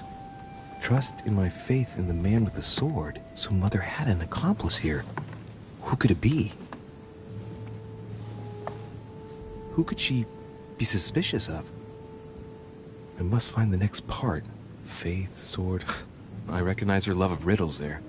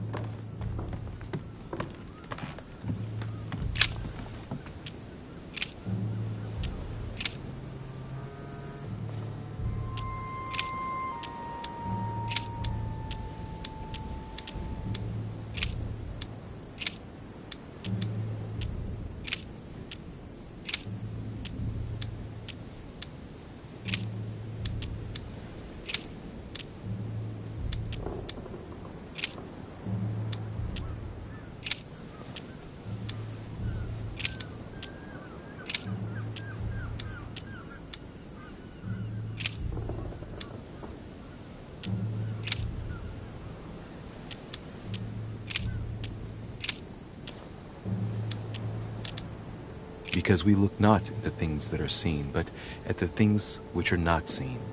For the things which are seen are temporal, but the things which are not seen are eternal.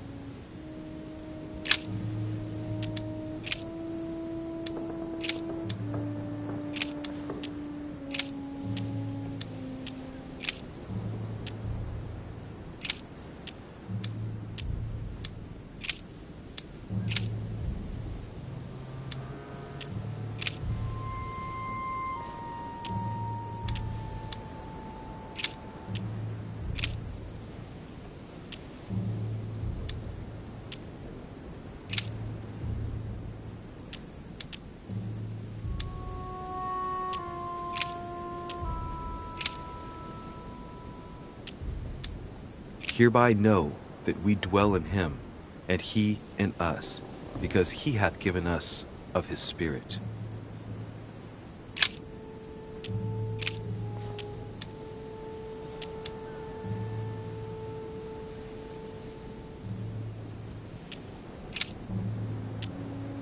Saying with a loud voice, worthy is the Lamb that was slain to receive power and riches and wisdom and strength and honor and glory and blessing.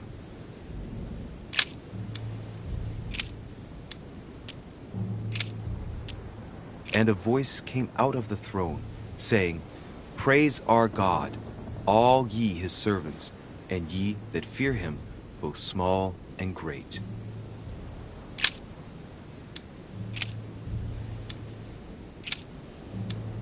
And I heard a voice in the midst of the 4 beasts say, A measure of wheat for a penny, and 3 measures of barley for a penny.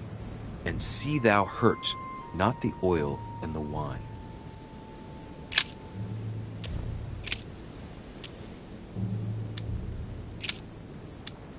And the woman was given 2 wings of a great eagle, that she might fly into the wilderness, into her place, where she is nourished for a time, and times, and a half a time, from the face of the serpent.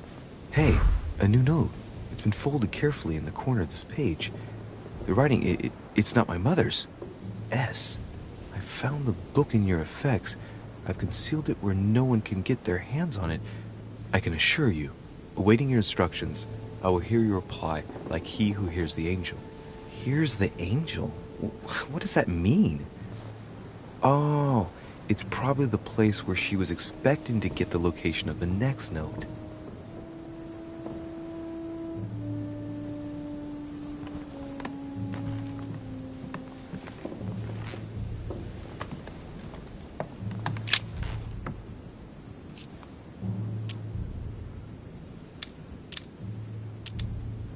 A drawing of the Apostle Matthew, painted by Guido Reni.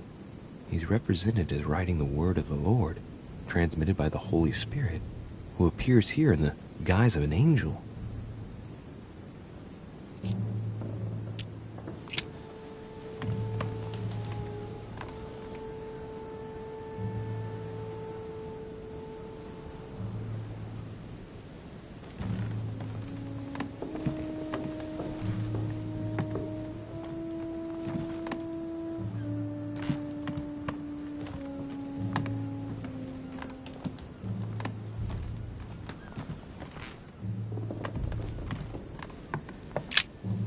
St. Paul on the Road to Damascus by Caravaggio.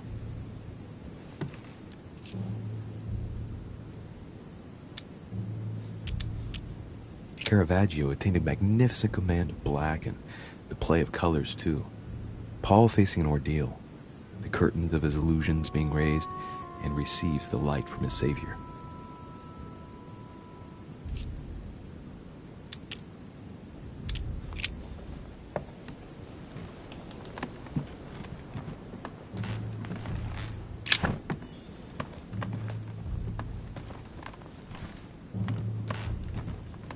Several portraits of apostles, all signed by Guido Reni.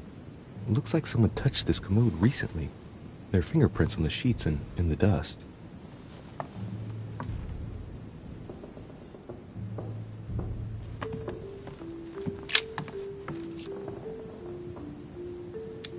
Painting of St. Mark from the collection of the apostles by Guido Reni.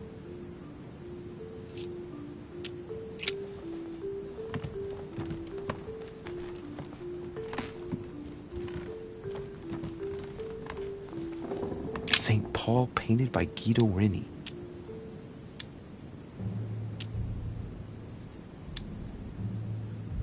Strange. St. Paul is shown twice, unlike the other disciples. St. Paul is shown holding a sword. Strange. There's hardly any dust, as if the painting's been cleaned recently. There's a small inscription engraved on the frame. Let's take a closer look. This is how Paul spoke to his pilgrims from Rome. Just above that, someone's written down the figure 11 on the painting and underlined it twice. No, what does that mean?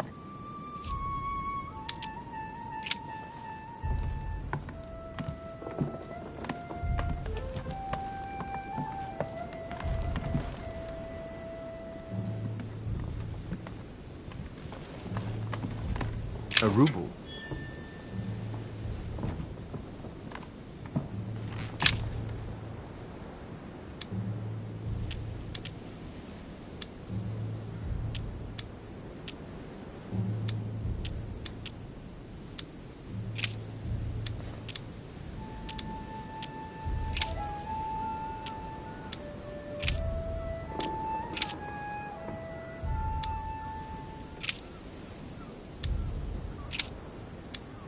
S. I found the book in your effects. I've concealed it where no one can get their hands on it. I can assure you, awaiting your instructions, I will hear your reply like he who hears the angel. Hears the angel? What does that mean? Oh, it's probably the place where she was expecting to get the location of the next note.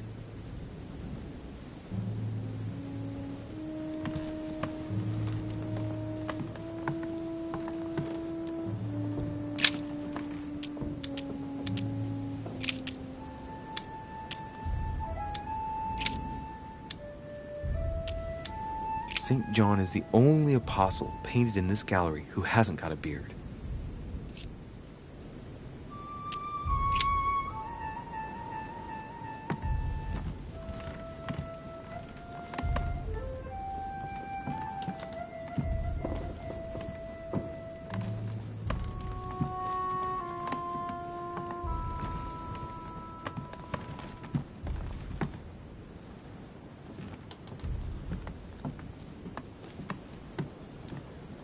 Dante's paradigm.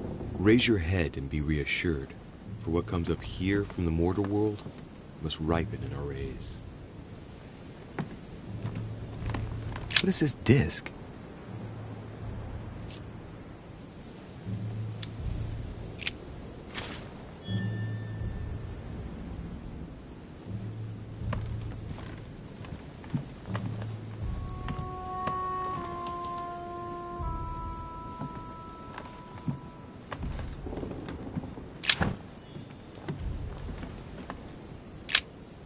St. Paul on the road to Damascus by Caravaggio.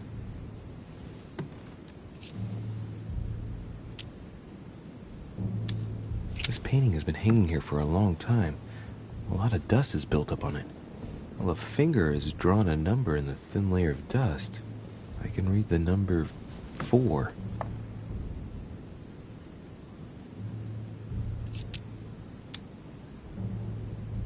Caravaggio attained a magnificent command of black and the play of colors too. Paul facing an ordeal, the curtains of his illusions being raised, and receives the light from his Savior.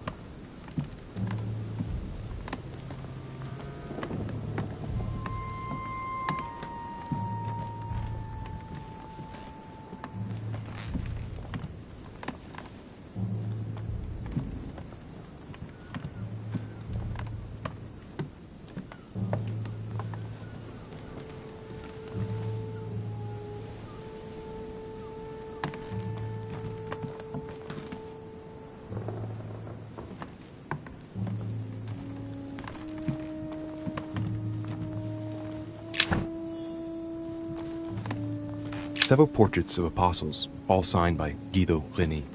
It looks like someone touched this commode recently. There are fingerprints on the sheets and in the dust.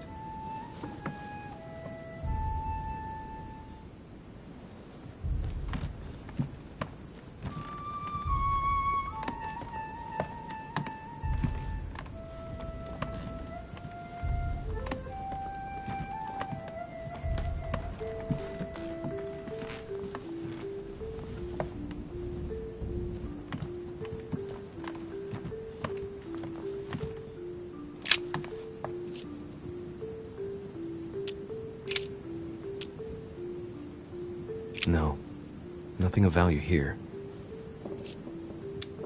Little characters are engraved on the chest of drawers under the urn. It's a sentence in Hebrew.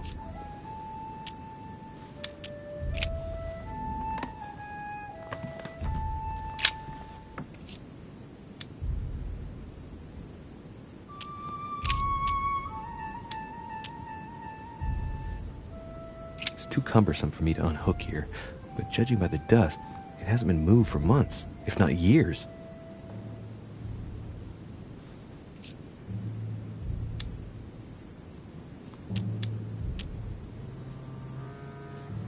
Little characters are engraved on the chest of drawers under the urn. It's a sentence in Hebrew.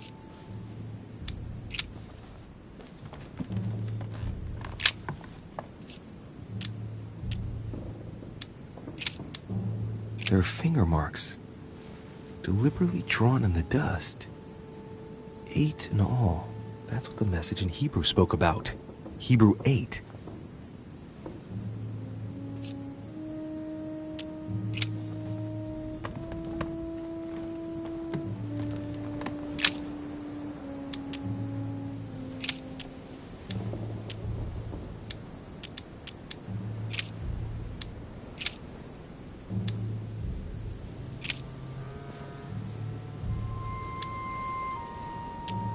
thou hast put all things under his feet.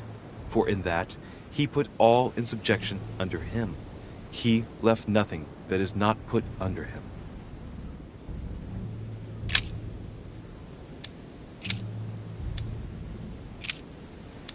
There are some complications. Indeed, the Prussian is insistent. What's happening at your end? Do you need help? If tonight is not possible, let's say tomorrow evening, in the South Room, where we reviewed the situation.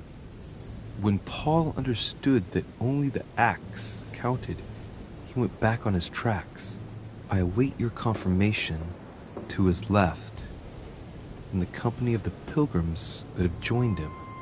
Yeah, this last comment is about their code. I should find new pilgrims near Paul.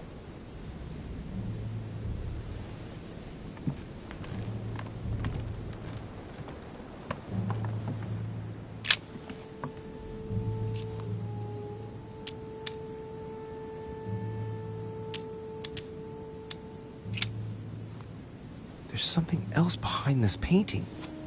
It says, half of each group will join the first city of Corinth.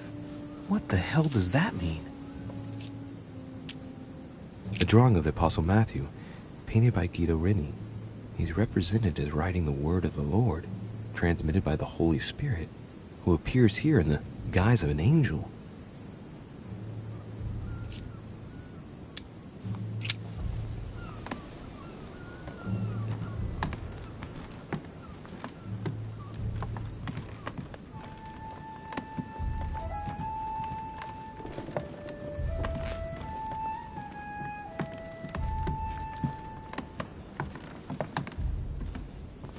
There are burnt papers in the chimney. There's a legible fragment left. Hey, I recognize my mother's handwriting.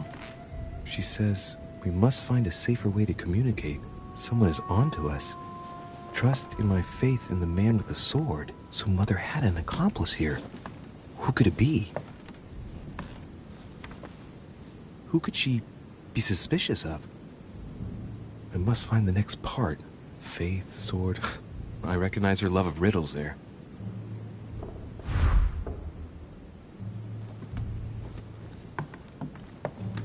Dante's Paradise. Raise your head and be reassured, for what comes up here from the mortal world must ripen in our rays.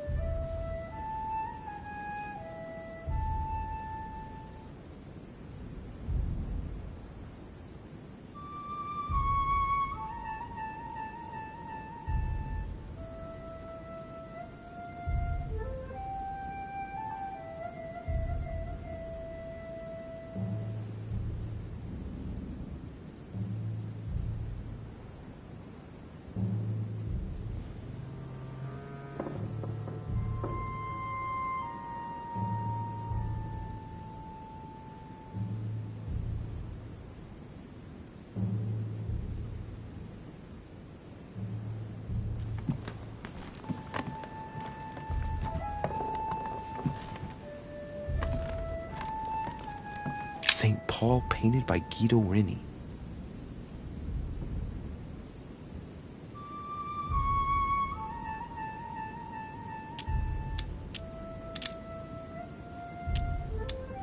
Strange. St. Paul is shown twice, unlike the other disciples. St. Paul is shown holding a sword. Strange. There's hardly any dust, as if the painting's been cleaned recently. There's a small inscription engraved on the frame. Let's take a closer look. This is how Paul spoke to his pilgrims from Rome. Just above that, someone's written down the figure 11 on the painting and underlined it twice. I don't know, what does that mean? Of the 4 apostles shown in this piece, Paul is the only one who isn't an evangelist. He is the 13th apostle.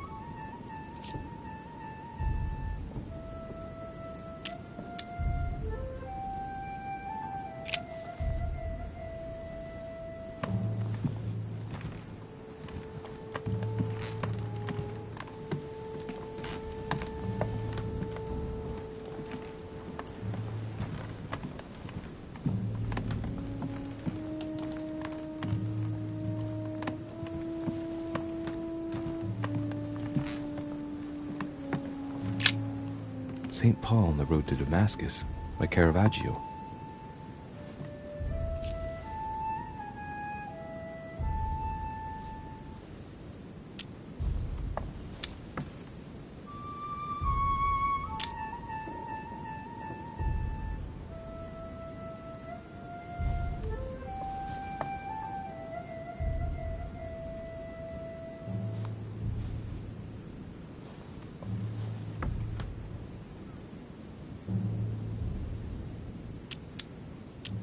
This painting has been hanging here for a long time.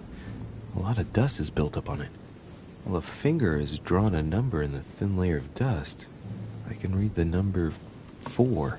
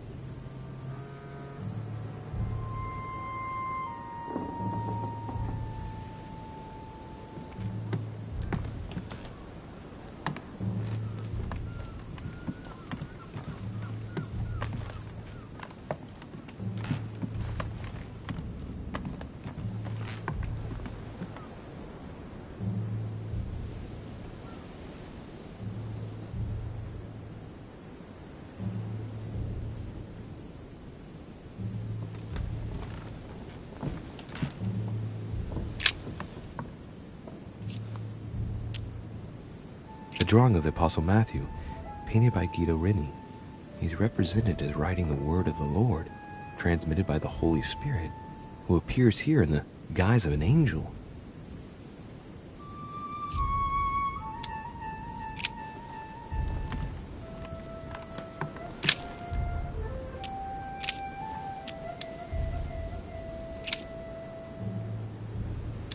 Take heed that ye practice your justice before men, to be seen differently by them. Otherwise, ye shall have no reward of your Father which is in heaven.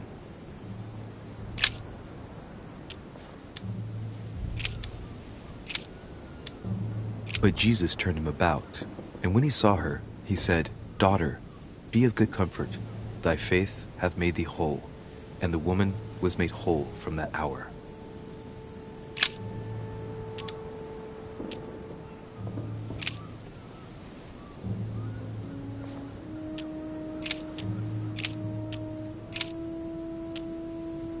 And great multitudes were gathered together unto him, so that he went into a ship and sat, and the whole multitude stood on the shore.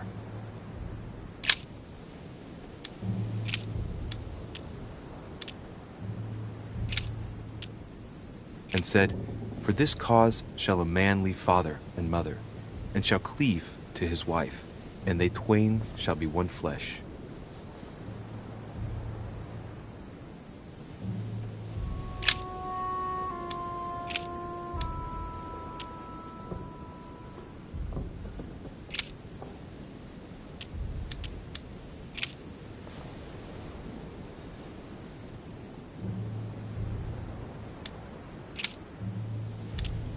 And suddenly there came a sound from heaven like a rushing mighty wind, and it filled all the house where they were sitting.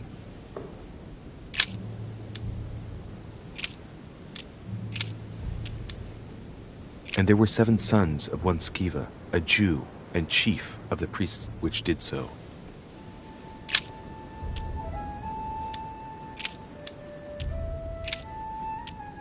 And he became very hungry, and would have eaten, but while they were made ready, he fell into a trance. Hey, there's a note here. A message from Mother in reply to E. We must leave urgently, but first I absolutely must go beyond the nightmare. Watch out for Volner. He figured out I was avoiding him. Allay suspicion. See you tomorrow evening. Stand ready. For now, let's cease all communication until we meet. Take care of yourself. I suppose this must be the last message. What happened afterward? If it's what I suspect, I fear the worst. What did Mother mean by, I absolutely must go beyond the nightmare? I must go beyond the nightmare. What does she mean by that?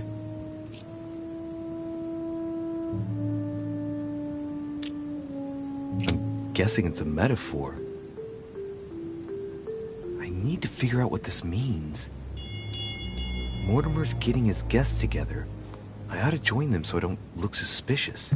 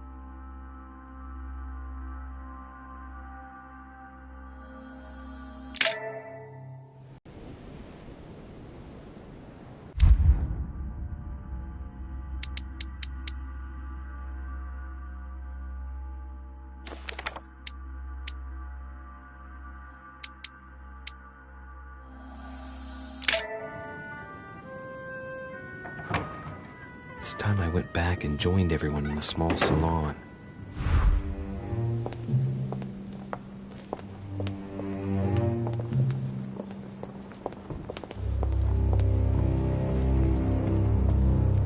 You are expected in the small salon, sir.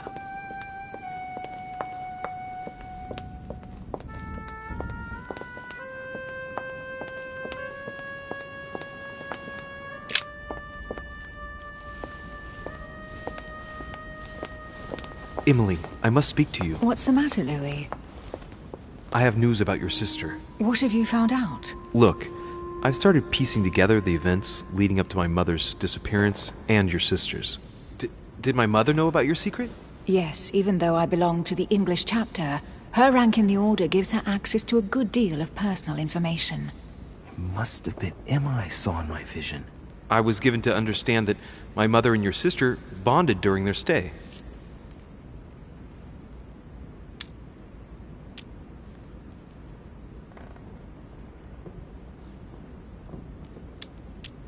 They kept up a secret correspondence, which makes me think they were suspicious of someone. And did you find out who it was? No, but von Wollner is mentioned. They were planning to make a quick getaway and were looking to hide something beforehand. Have you got these messages?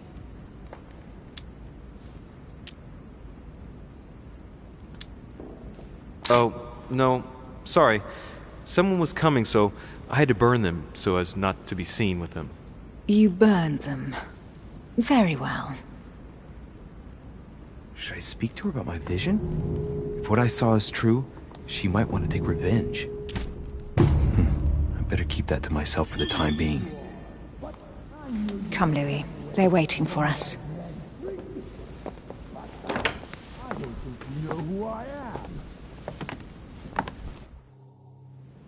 You will pay dearly, Peru. I'm sure you were involved somewhere along the line. That's right. Pretend you don't know. One piece of advice. Don't travel through France on your way back, or it'll cost you dearly. Calm now, my friends. Let's calm down. Everyone seems to be a little unnecessarily heated. Don't forget where you are, please. What's going on here exactly? Sir Gregory called us together to introduce the last guest. But hardly had we arrived when he set upon Monsieur Peru.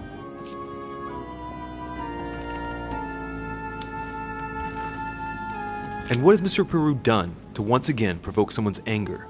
We don't really know just yet. I get the feeling it won't be long before it gets out. How could you dare do such a thing? Dios mío, you are all out of your minds! Really, Duke Manuel? What made you kick up such a fuss? What? Have you not heard? Well, let me inform you that yesterday morning at 10:22 a.m. precisely, in the middle of the Place de la Révolution in Paris, by decree of the National Convention which Monsieur Peru works for, King Louis was guillotined. What? Oh, no. The King of France is dead, gentlemen. Our monarchies are in danger. I have said it before. How dare they? Oh, dear. Oh, as if...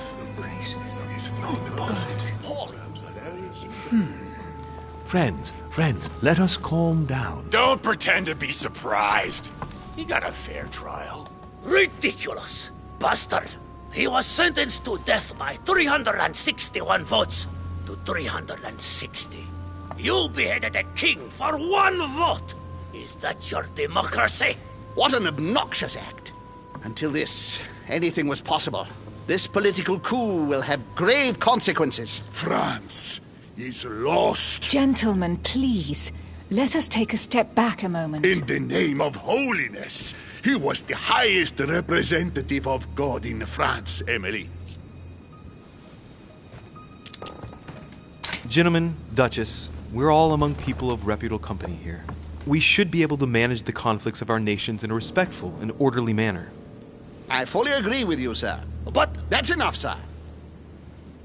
With whom do I have the pleasure of speaking? Louis Maras de Richet. Are you related to Sarah de Richet? Sarah is his mother, Duke. Gentlemen, this news affects us all, but I must ask you to remain calm. It's not the first time history has taken us by surprise. Let's ensure that our respective countries are allowed to respond appropriately to this news. Oh, rest assured. The response will not fall short, my friend. Good for you. Well, Your Grace, here I was preparing to introduce you as is proper, and you've beaten me to it. I'm delighted that we are all together at last. Our meeting will therefore be able to kick off shortly. I have just a few more little preparations to take care of before you all find out the reason for your presence here. In the meantime, I shall leave you to get to know one another. When you hear the bell, please proceed to the conclave room on my left, behind that door. I'll see you later.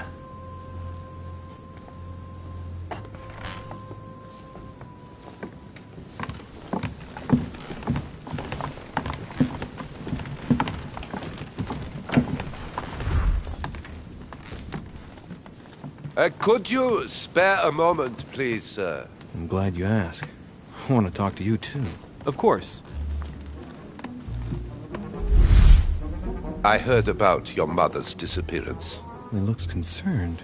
I don't know why, but I doubt it's from sympathy alone. Well, let's see what he wants from me. Any news of her? Have you found her, maybe?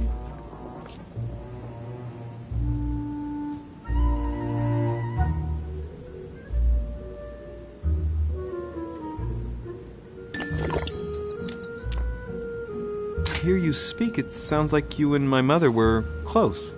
Let's say I hold your mother in high esteem, yes. We were even planning to work together. That's what he was getting at. Did she tell you about our arrangement?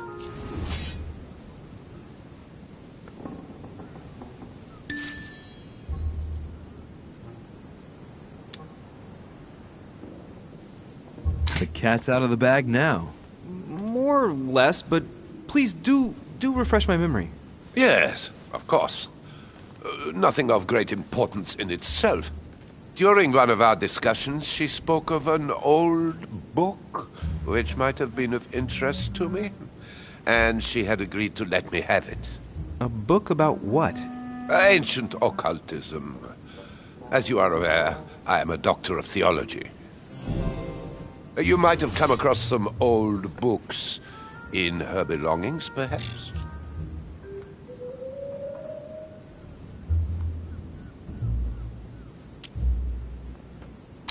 The least one can say is that he doesn't beat around the bush. Sarah never travels without a few books. What does the one you're looking for look like exactly? It resembles a grimoire. It's divided into 7 parts, each one individually locked. It was made in such a way that if someone tried to tamper with it, the sheets would be permanently tarnished. It's a unique copy. There's only one. The mere mention of it makes his face light up. Well, I'll take a closer look, but I can't promise you anything. You seem very upset. Is it so important to you, this book? Well, it's the search of a lifetime. What can I say? Every time I move closer to it, it seems to slip away at the last minute. I was very surprised to learn that your mother had it in her possession. I thought it was with a certain von Borchardt in Paris. Do you know him?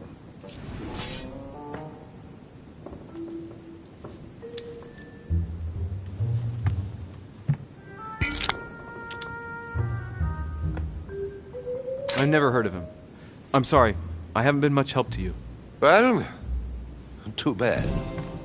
I hope I've been able to satisfy your curiosity, Mr. von Wollner, and that you succeed in finding what you're looking for. Oh, and so do I. And now, what if you told me who you really are working for, instead of keeping up this pretense? I beg your pardon? We both know what you're looking for, von Wollner. You're the one who von Borchardt was planning to sell it to.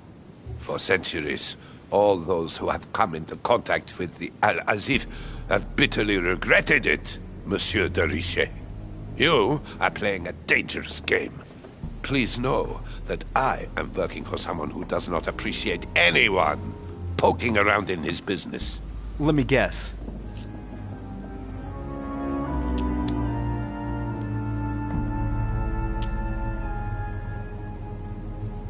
Your dear king, I should think. What? You mean Frederick William? Oh, my poor fellow. You are miles away. That stupid, pretentious puppet wields no real power.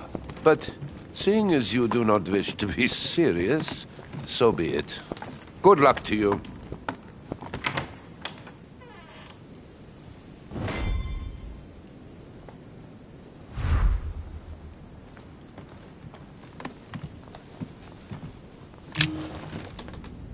Monsieur Bonaparte, may I speak with you a moment? May we?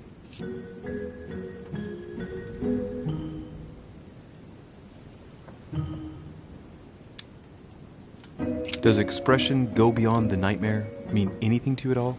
Well, metaphorically, yes. It sums up the career of a soldier quite well. I doubt that is what you want to hear, though. Indeed. That's surely not what I'm looking for. Well, monsieur, if you are looking for a phrase book, Lord Mortimer must surely have one, given the number of books he has. You ought to check in the library of the tower. You never know. Would you have any more information about the conference Lord Mortimer spoke of? Nothing at all. Mortimer is very committed to secrecy when it comes to his conferences. But given the presence of Monsieur Peru and ourselves, I think it must concern France to some extent. Otherwise, I doubt he would have invited 3 Frenchmen to his table, huh? What do you think of Duke Godoy? Well, I'd rather not express any opinion of him. Why is that? His reputation is enough for me.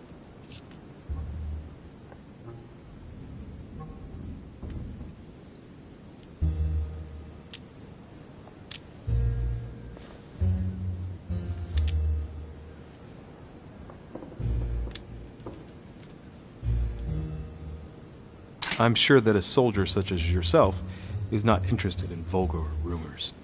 Quite right. If only this cursed gossip didn't come to stain the uniform he has the audacity to wear. Don't you find him worthy? But how could he be, monsieur? He never sets foot on the battlefield, too occupied with charming the queen. Have you any idea of the number of titles that coward has won in just a few years? No, not really. 10! And that Don Juan spends the best part of his time under the queen's skirts. The bugger must have some hidden talent, given all of the gifts she gives him. I understand your point of view. Well, I'll be leaving you now. Shall we meet up again later? Wait, monsieur. Any news of your mother? Unfortunately not, no. I hope to speak with her about my deal before I leave. Let me know if you find her. À plus tard, monsieur.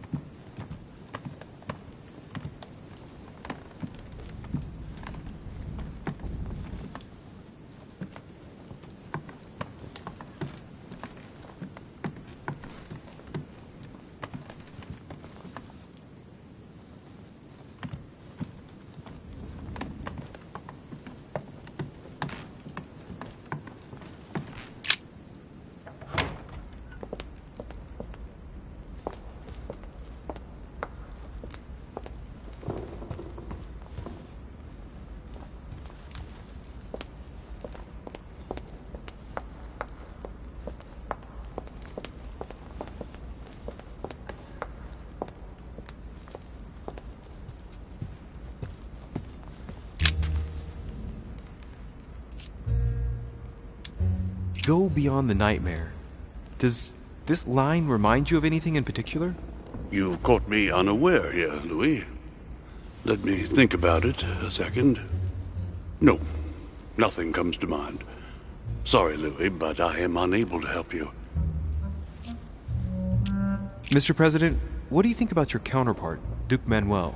I'm very surprised he was able to accept Lord Mortimer's invitation, given the political situation in Spain.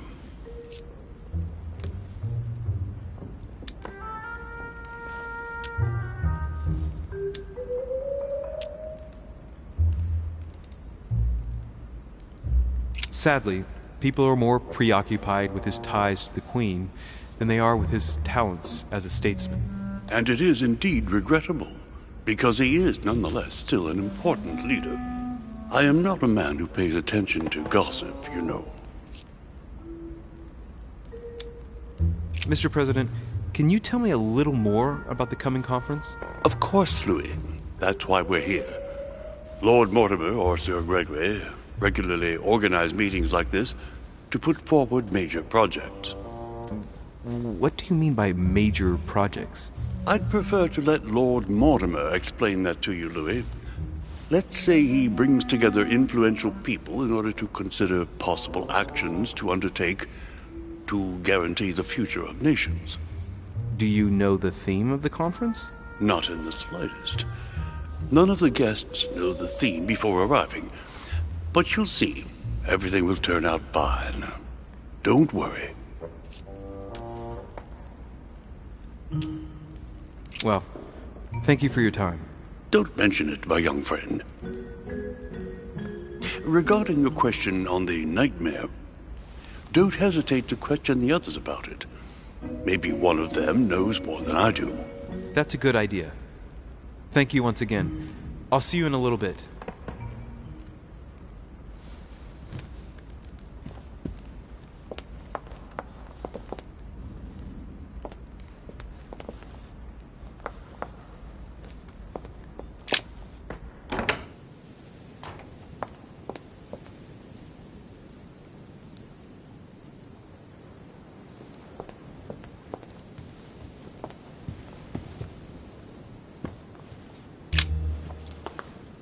Ah, Louis. Just the man. Good Lord. How did the king come to be executed? I would think that the Order would have intervened. I invite you to speak about it with my mother as soon as she reappears. Is there any news of her? Well, I hope it won't be long before I find her, Your Eminence. Now you wanted to speak to me. I'm sure a man like you is in the circle of trust. Would you know what the conference that Lord Mortimer mentioned is going to be about? Not really, my son. Well, be it Lord Mortimer or Sir Gregory, we are never informed about the theme of the conference before it begins. If I say the nightmare to you, does it make you think of anything? Your question is strange, my son. Difficult to say. Could you at least tell me a little more about the context? Well, I mean, if it were a place or an object found on this island, what would you think of first? The nightmare. No, I don't see anything. I'm sorry. Well, that's too bad. Ah, wait! I suppose it might be that horrible painting hanging in Lord Mortimer's study. Pretend not to be that interested. Right. Well, don't worry about it. I was just curious.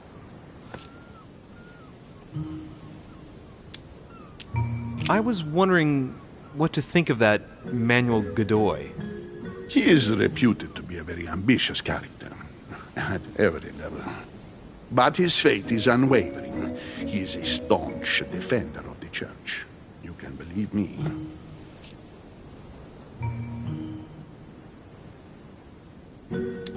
It's true, there's much said about him.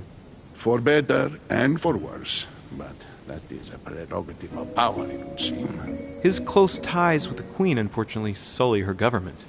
Fortunately, we are not men to take heed of such gossip, are we? Of course not, Your Eminence. What a disgrace, nonetheless, for the king. I can only imagine.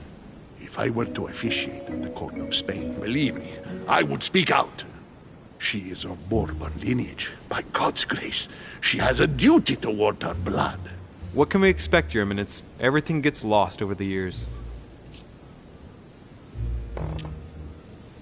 Thank you for everything, Your Eminence. I shan't take up any more of your time. You are welcome, my son. I will be seeing you, Louis.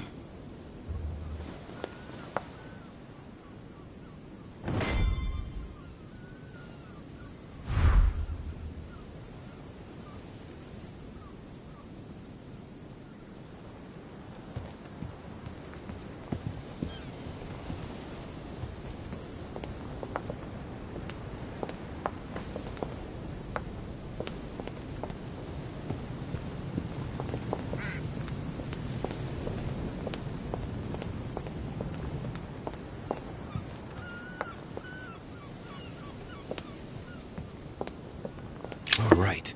I've retrieved everything.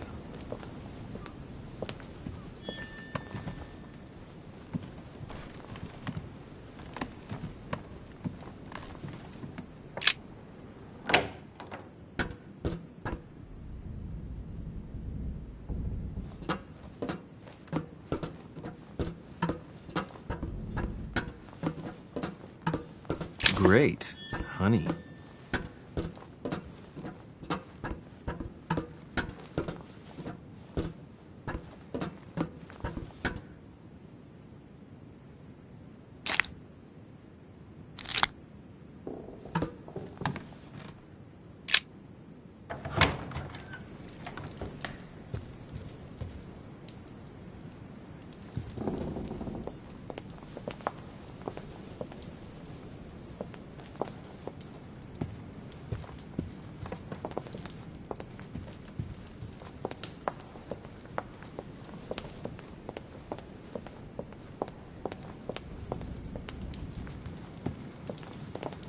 Carmelite water. They say that if you drink this, it gives you a real boost. The Song of Roland. Roland feeleth his death is near, his brain is oozing by... Ah, François Ier, Receiving the Holy Family, a painting by Raphael.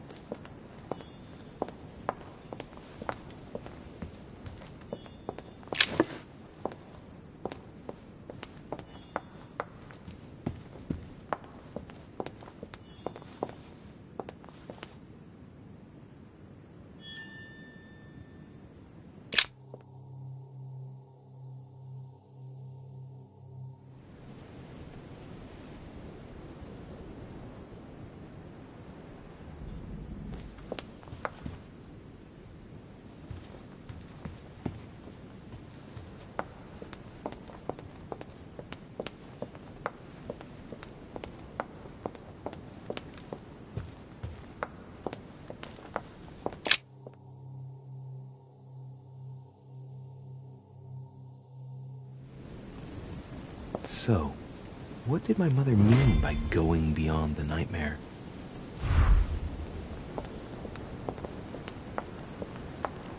The Book of the Mortimer Family. The Book of the Mortimer Family.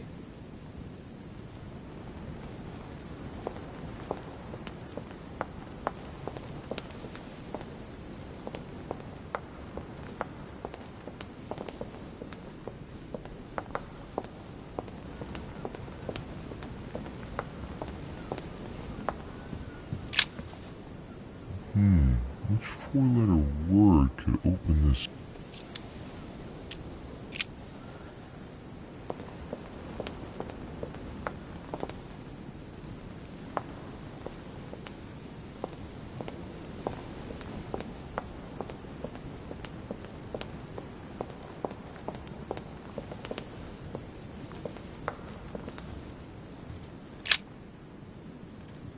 Let's take a closer look.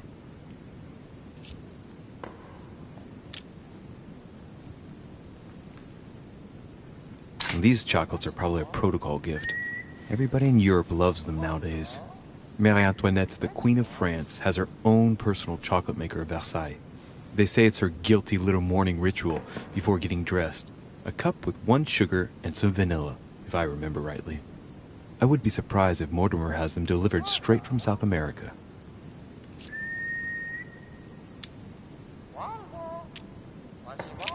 Dark chocolate beans. Very bitter.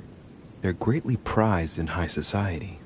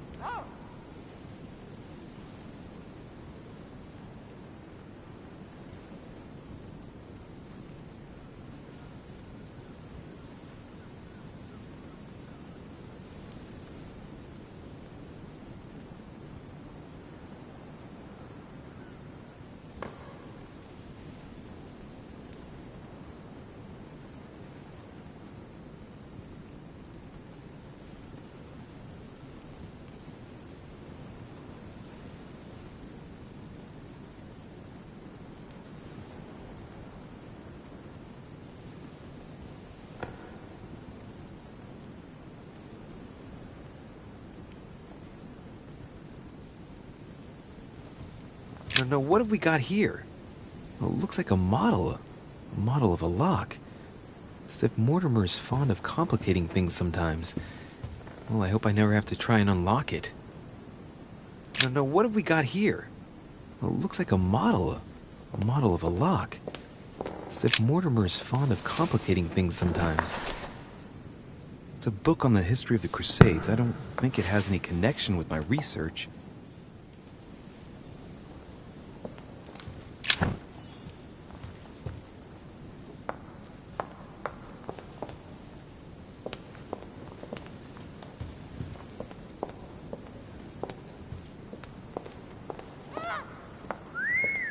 The Nightmare painted by Fuseli in 1781. Ah, this must be what my mother was talking about. Now just need to find out what she meant by go beyond. Hey, looks like it's mounted on rails on each side. It should lift up, I think. There must be a mechanism somewhere.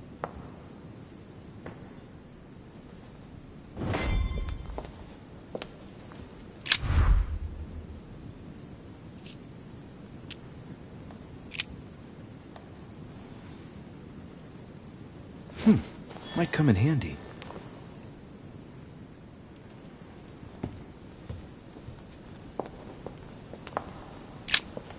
A mina bird.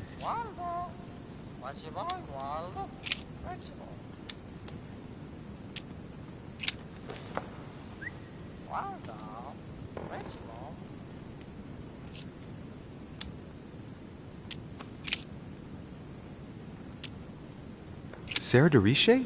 Waldo, you know Sarah?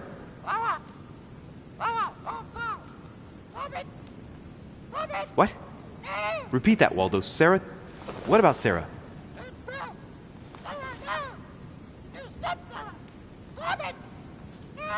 Good God, what's been happening here?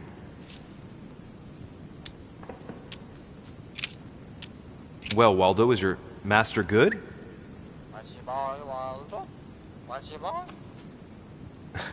I don't really know what I was expecting.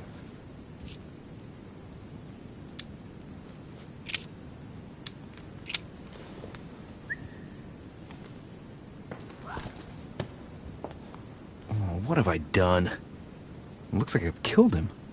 Oh, shit. I better not hang around.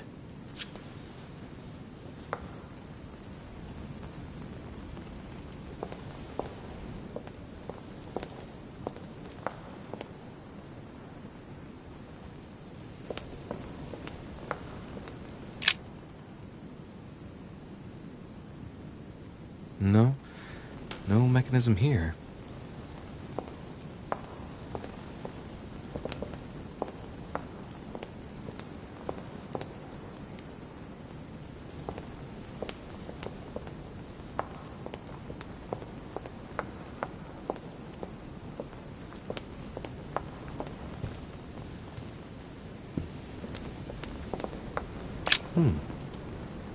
Nope. No mechanism here.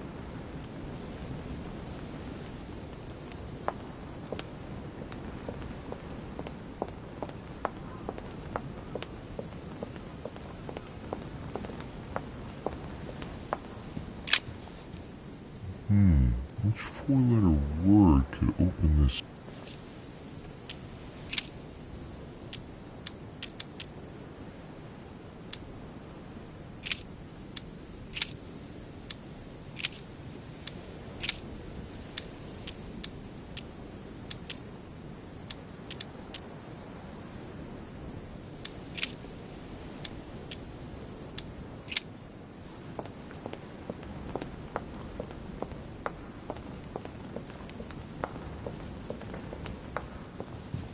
Now, what have we got here? Well, it looks like a model of a lock. It's as if Mortimer is fond of complicating things sometimes. Well, I hope I never have to try and unlock it.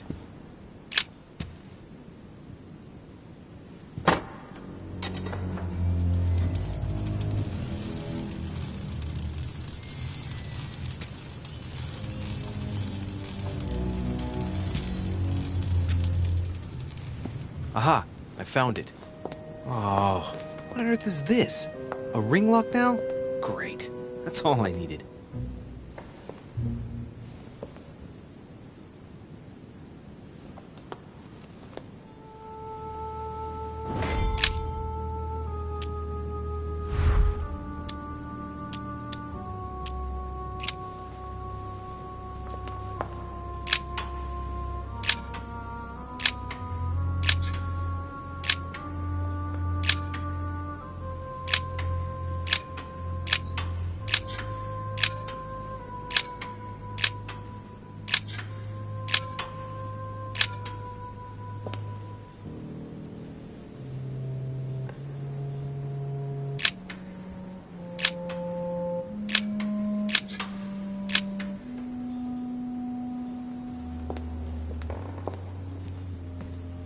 Now, what have we got here?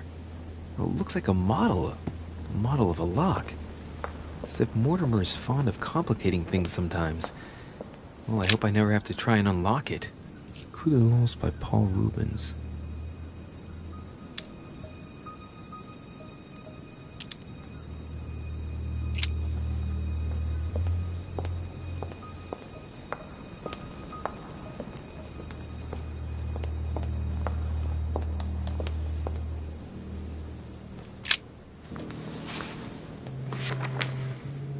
History of the First Crusades by Pierre Amédée de la Sarde. Hey, the dates indicate AL, and it looks like 4,000 years have been added to our calendar. Oh, that counting system again.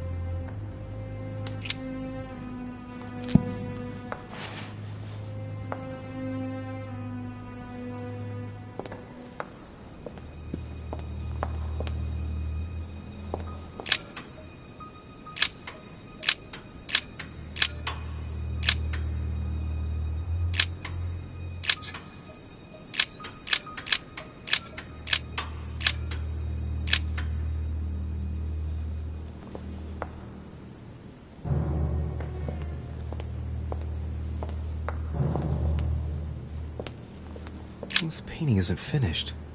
It looks like Mortimer probably did it.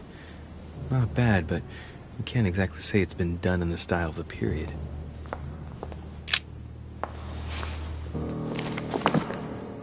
History of the First Crusades by Pierre Amédée de la Sarde.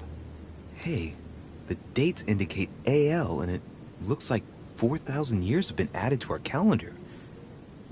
Oh, that counting system again.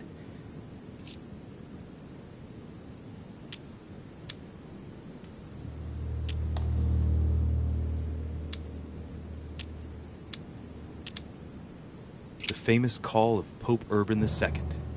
20 years after the capture of Jerusalem from the Arabs by the Turks, Urban II convened the council. He promises a plenary indulgence to Christians who go and get Jerusalem back from the Turks. The result, the Jewish community on the road to Jerusalem found itself persecuted for no reason. 12,000 Jews would perish, not to mention the massacre of Ma'ara, where acts of cannibalism by Frankish crusaders were reported, or even the capture of Jerusalem, where approximately 30,000 were left dead. It signaled the beginning of centuries of wars of religion. Or how Louis VII, King of France, eager to be pardoned for the death of thousands of innocent people in the fire of the Church of Vitry, convinces the Pope to authorize him to lead his own crusade. The result, in Germany, a new outburst of violence against the Jewish community, and a monumental fiasco by poor Louis VII, cuckolded by his wife's uncle. The famous call from Pope Gregory VIII in his Audita Tremendi Bull of 5,187. Oh, the crusade where Richard the Lionhearted distinguished himself. It states the first sea blockade of Saint-Jean d'Acre was broken in the 12th month of 5,190 AL, whereas the siege had been going on for 2 years.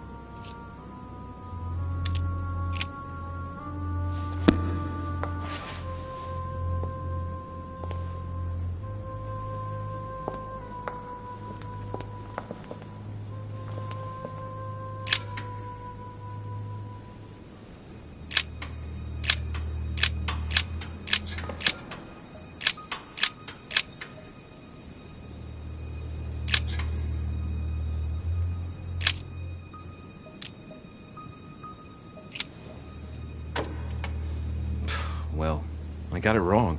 It doesn't matter.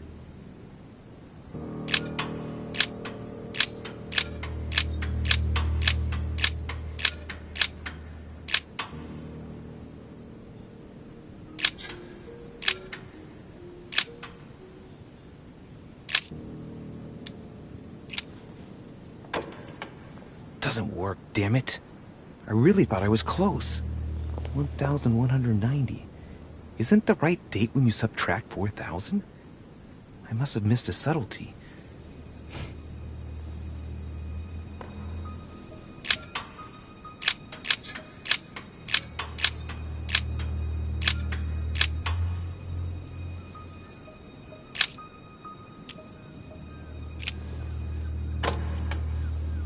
Well, I got it wrong.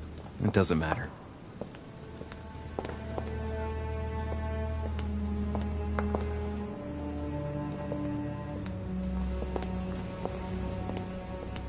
Now, what have we got here? Well, it looks like a model of a lock. It's as if Mortimer is fond of complicating things sometimes.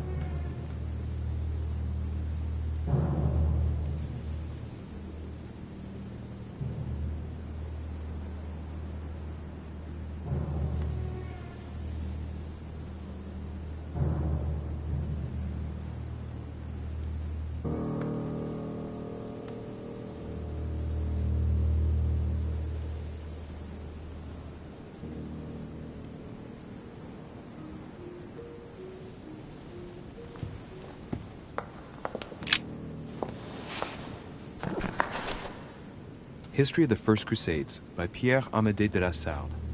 Hey, the dates indicate AL, and it looks like 4,000 years have been added to our calendar.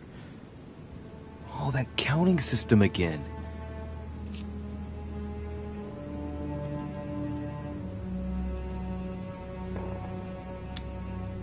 The author is Pierre Amédée de la Sarde, none other than the Grand Master of the Masonic Lodge of Paris. Now I understand why the dates are offset. He's using dates based on the Anno Lucis, year 0 of the Masonic calendar, by adding 4,000 years to the Gregorian calendar. But I thought that calendar starts in March.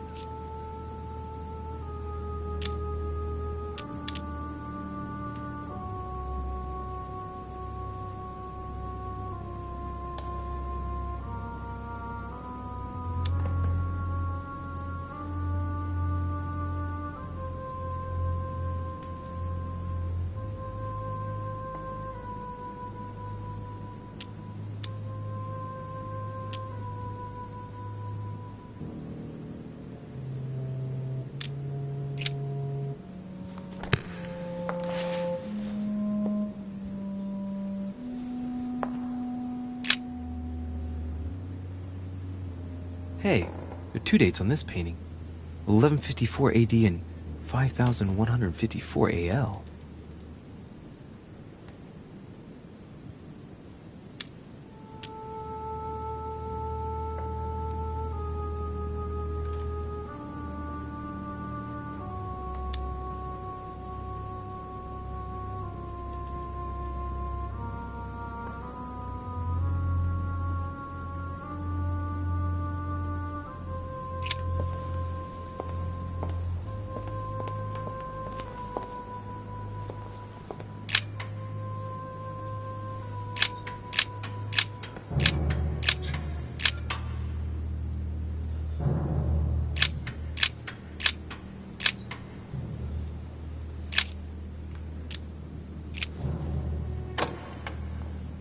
Well, I got it wrong. It doesn't matter.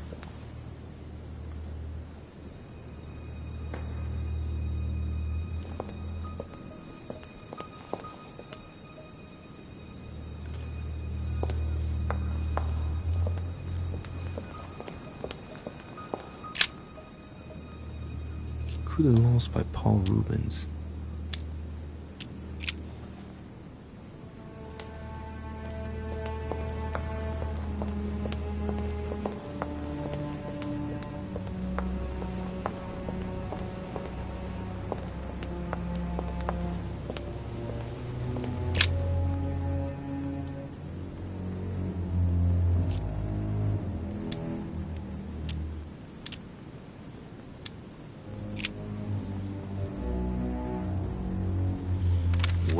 Well, history of the Mortimer lineage. Looks like his ancestors have always sought to improve society, and have had an open attitude towards the arts.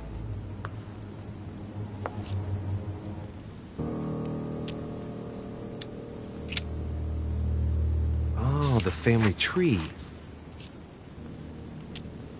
The first William Alexander Mortimer.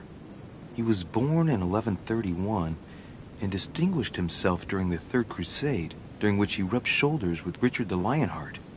He showed outstanding bravery during the siege of Saint-Jean d'Acre. He died in 1211 in the country of Westford at the age of 80.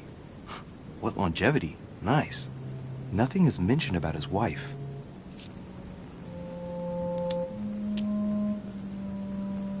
Let's see. All Mortimer's ancestors are called William something Mortimer. That happens a lot in noble families, but here it's systematic. Not a single generation ever breaks the custom. Looks like this family is very attached to their principles.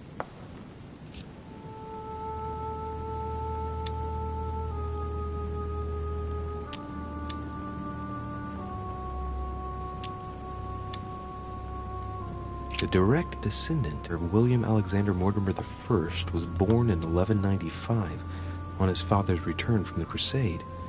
Only son, more discreet than his father, it states that he was widely traveled. He produced only one descendant, named William Michael Mortimer. He died in 1275. There's no chapter dedicated to his mother.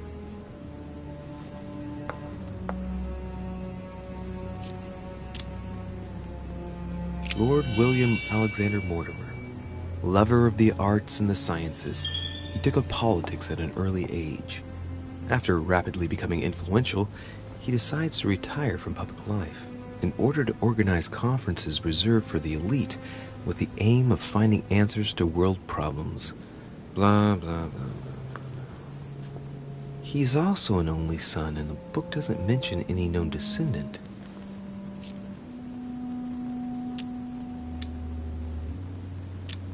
All right. For one, the women of the lineage are not mentioned at all. What a cavalier attitude. Right. Let's see. Who else is there?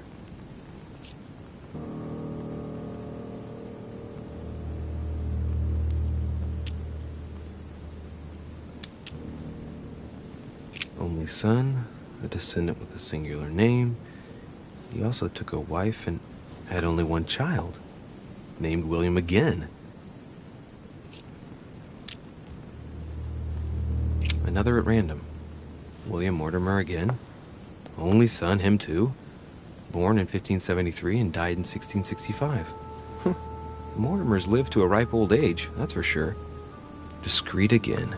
The summary states that he was an excellent merchant, and that towards the end of his life, he entered politics?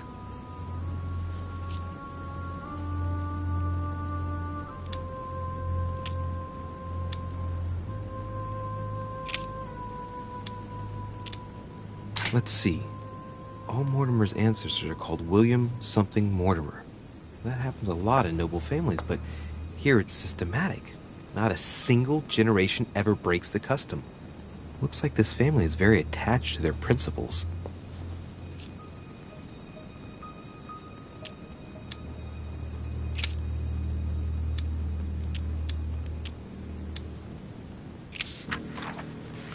This seems to be the list of grants and sponsorships given by the Mortimer family.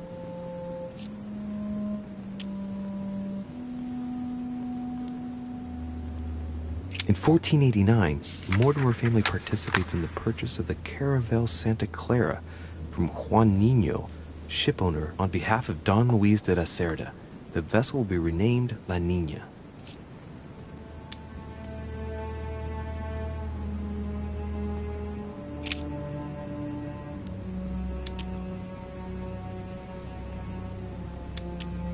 In 1567, the Mortimer family financed the brickworks in Qinhongdao in China, fitted out with 51 furnaces 3.5 meters high, in guise of a protocol gift for Long Qing, the emperor of the Ming dynasty.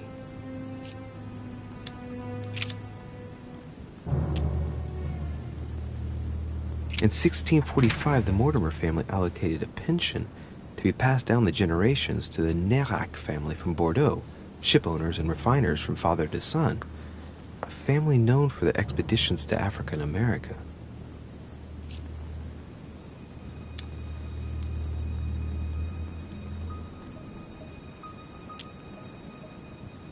Golden Triangle. That means they got rich on the backs of African slaves. From 1235 to 1280, the Mortimer family granted an annual pension to Albert the Great, Archbishop of Regensburg, in order to fund his research in the writing of De Mirabilibus Munci, books about the wonders of the world. Let's not forget it recorded the recipe for gunpowder in the form of an anagram. They democratized firearms in Europe, no less.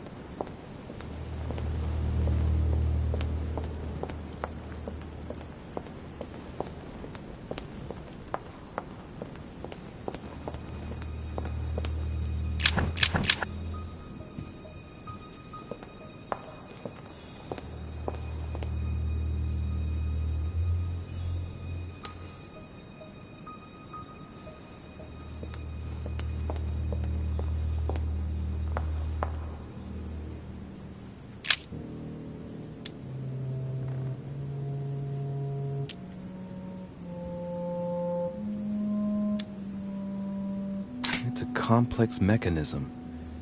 Looks like the third ring is a bit seized up. It gets stuck on number 9.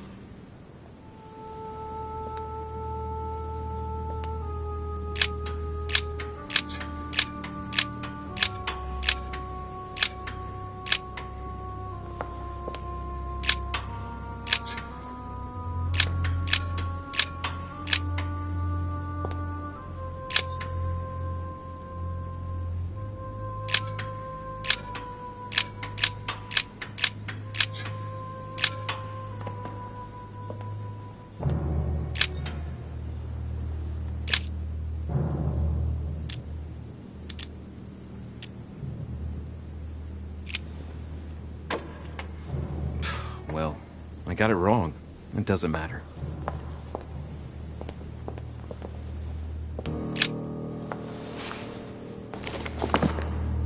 History of the First Crusades by Pierre Amédée de la Sarde.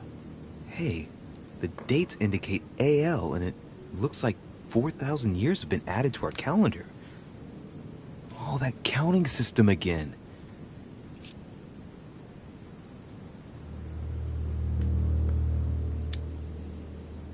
The author is Pierre Amédée de la Sarde, none other than the Grand Master of the Masonic Lodge of Paris. Now I understand why the dates are offset. He's using dates based on the Anno Lucis, year 0 of the Masonic calendar, by adding 4,000 years to the Gregorian calendar. But I thought that that calendar starts in March.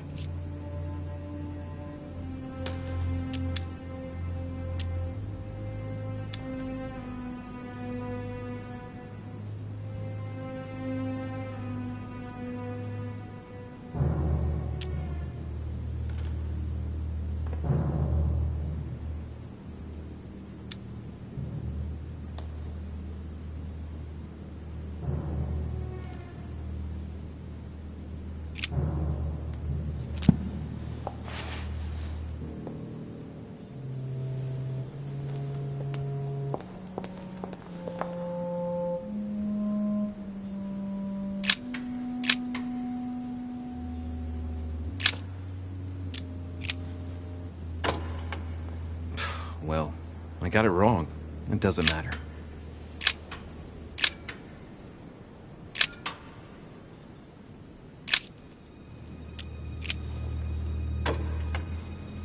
Well, I got it wrong.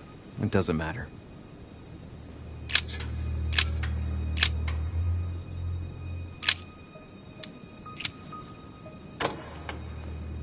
Well, I got it wrong.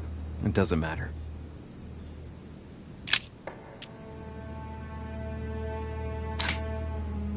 Looks like there's a marker on number 1 on the second roller.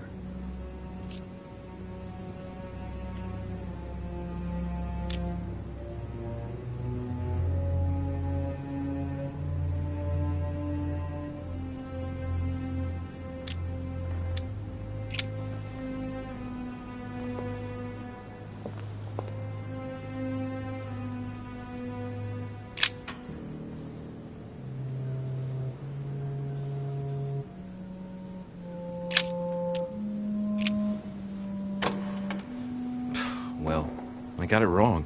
It doesn't matter.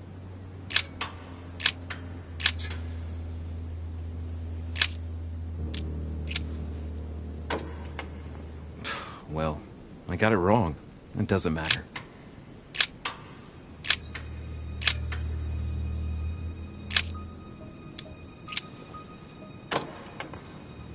Well, I got it wrong. It doesn't matter.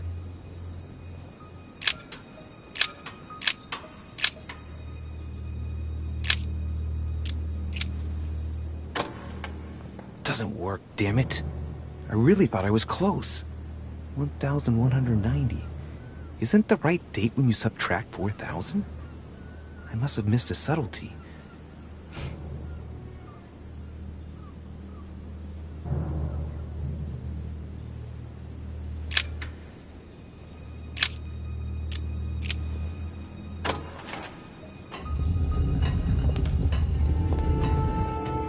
Open sesame.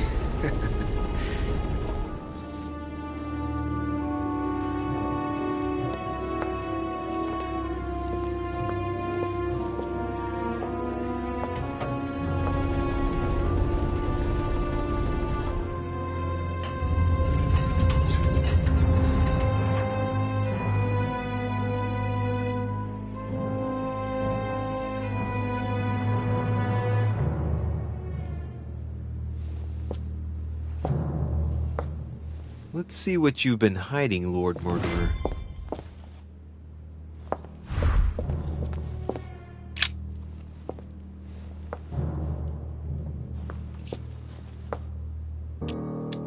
A fine-looking map of the Orient, indeed.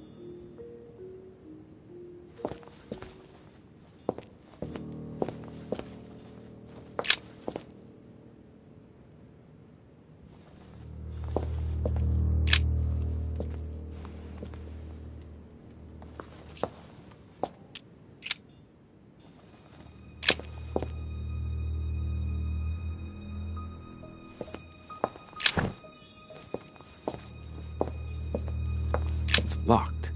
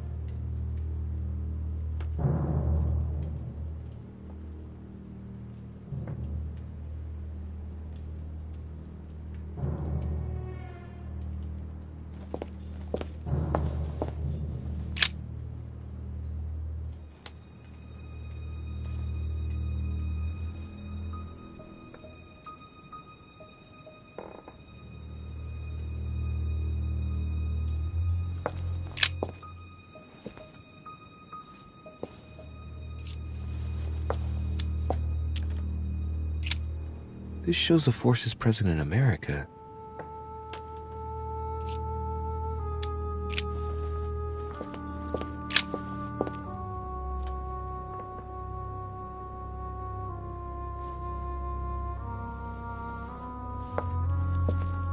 Weakness of the Human Psyche by Guillaume Tremor. He says, it is possible to drill an idea into someone by constant daily repetition until the mind gives in.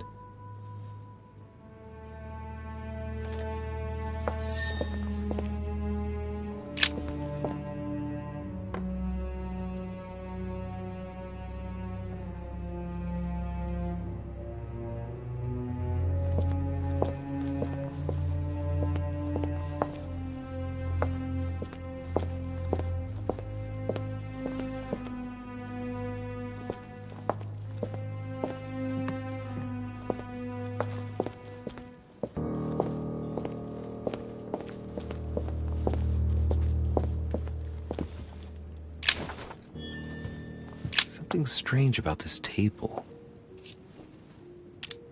The Little Surgeon's Perfect Collection.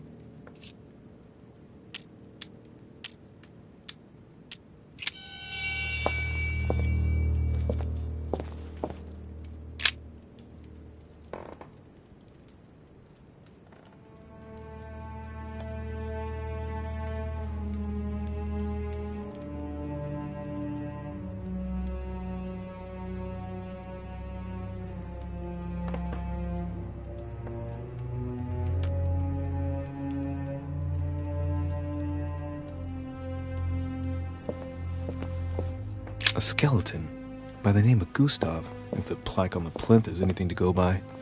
Mortimer, these are feathers. Pigeon, probably. These are feathers. Pigeon, probably. These are feathers. Strange. I don't recognize the alphabet. I wonder where the pictograms are from. It isn't Egyptian or Hebrew. There are 2 inscriptions on the sides as well as on the top. No way to know what's underneath. Absolutely no idea what it's for, but I find this cube fascinating. It looks like obsidian or onyx. It must weigh a ton.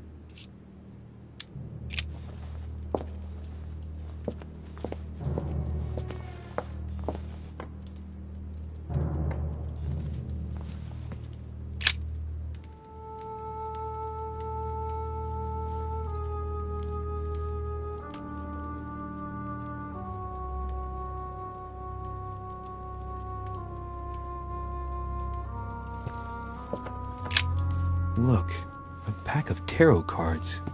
Has he been reading the cards? Mortimer? That would surprise me.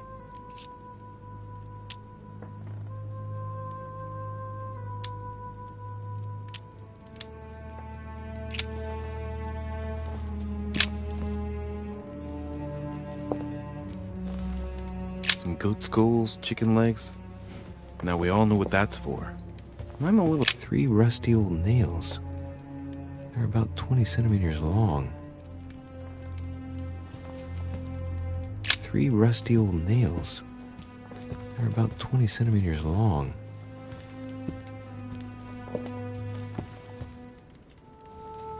Am I seeing things, or is that an actual von Leeuwenhoek microscope? Incredible. Mortimer really is at the cutting edge of science. Even at the Order, it took us ages to get one of those.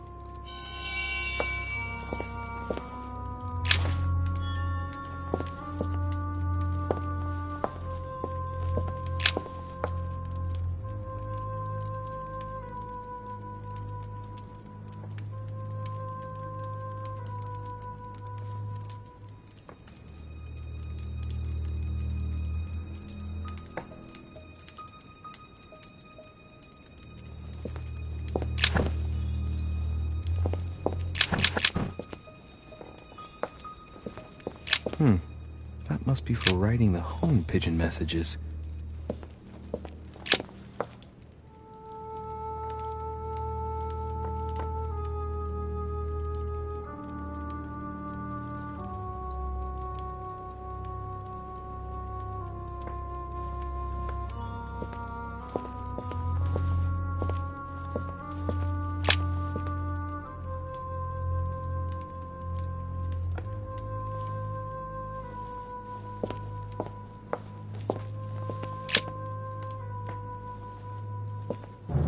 A skeleton by the name of Gustav, if the plaque on the plinth is anything to go by.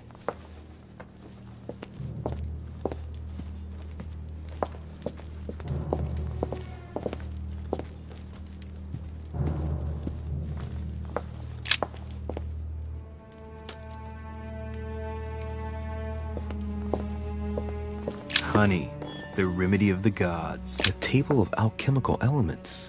So, Lord Mortimer also studies alchemy? It seems like he's interested in everything.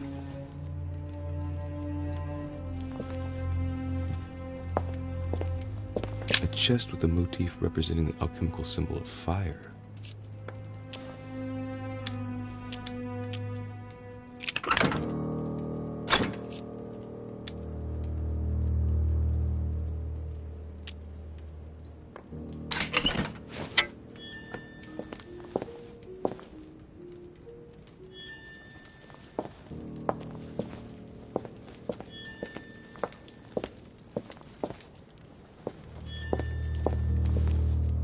I seeing things, or is that an actual von Leeuwenhoek microscope? Incredible. Mortimer really is at the cutting edge of science. Even at the Order, it took us ages to get one of those.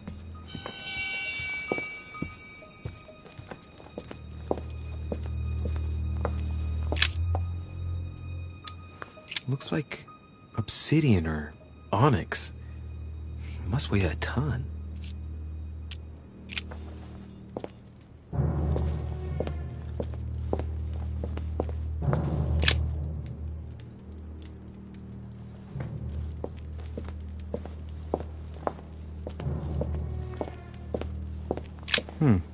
That must be for writing the homing pigeon messages.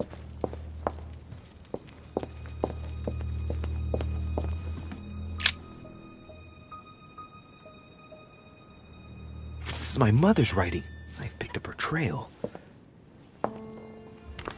What is she up to? Obviously, she wants to lure Mortimer somewhere, but where? The only clue she's left for Mortimer is this stone sword. It must be intentional. It looks like a decorative sword, like from a statue, for example. And judging by the state of it, I'm guessing it's been left outside for a long time. I have absolutely got to find out where it came from.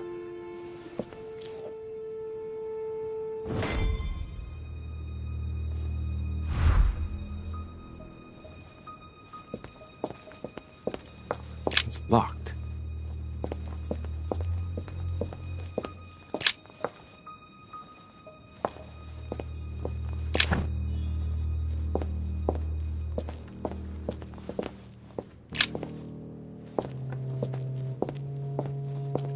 Weakness of the Human Psyche by Guillaume Tremor. He says, it is possible to drill an idea into someone by constant daily repetition until the mind gives in. And goes on, a table of alchemical elements. So, Lord Mortimer also studies alchemy? It seems like he's interested in everything.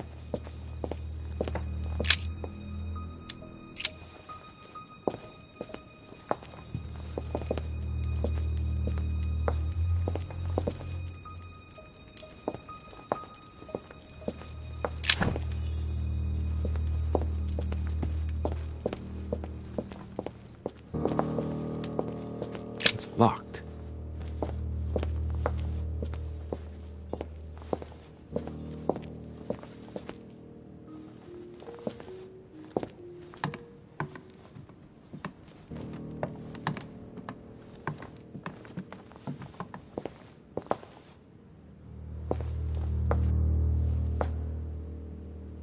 Oh shit. How am I gonna get out of here now?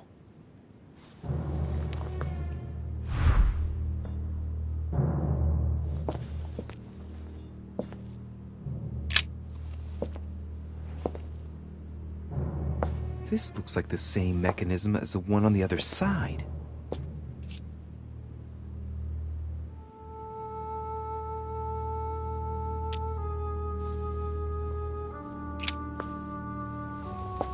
It looks like the same as the one on the other side.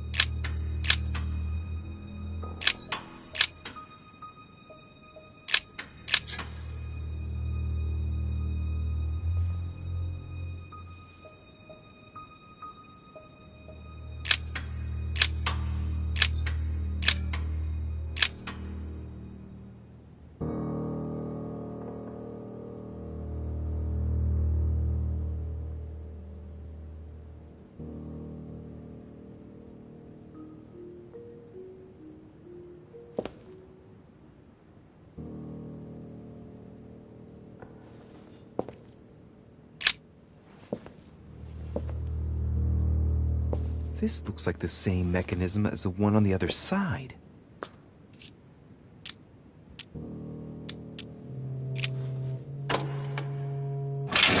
Whoa, whoa. If the grid closes a bit more every time I enter a wrong date, I'd better not mess up again.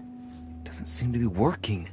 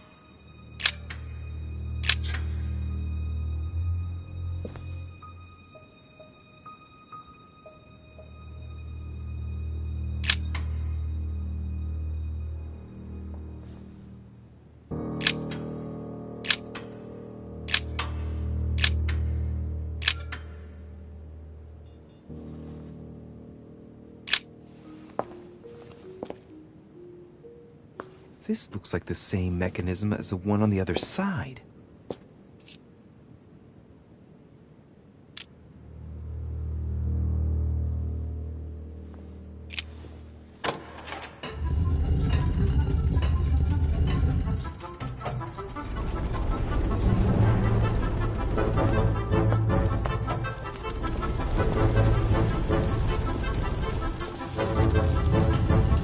Well, better not dwell on it then.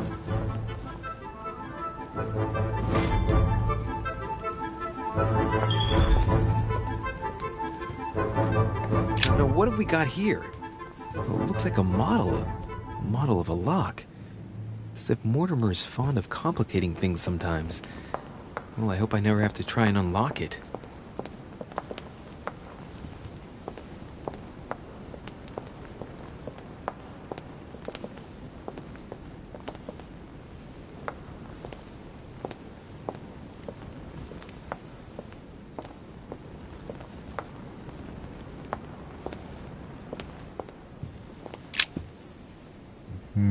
Which four-letter word could open this?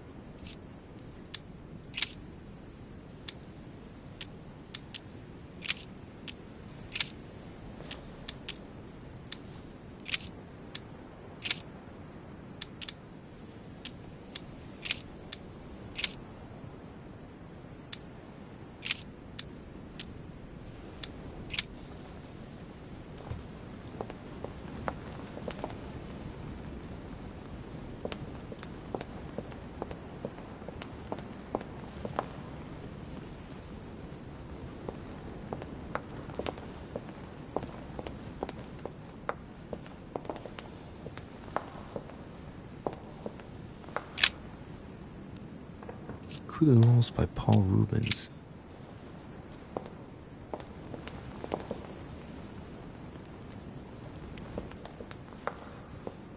This painting isn't finished. And it looks like Mortimer probably did it. Not bad, but you can't exactly say it's been done in the style of the period. Hey, there are 2 dates on this painting.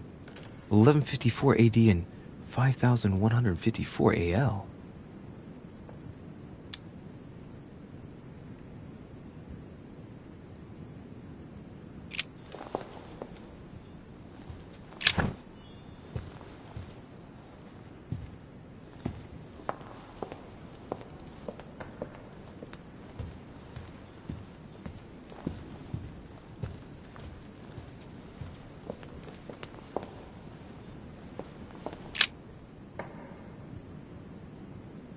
Painting depicting the Third Crusade.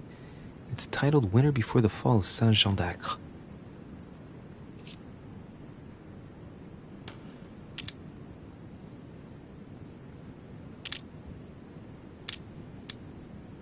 The Siege of Saint-Jean d'Acre was a major conflict during the Third Crusade. Richard the Lionheart and Philip Augustus fought to take the town back. It was the Crusaders' first operation to take back the Kingdom of Jerusalem.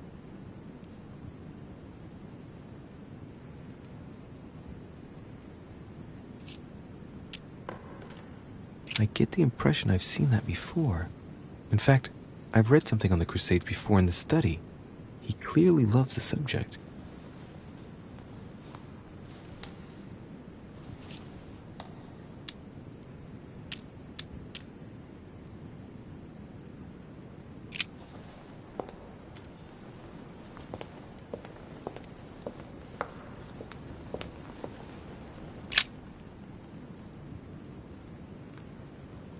William Alexander Mortimer I, the 12th month of Anno Lucis, 5190.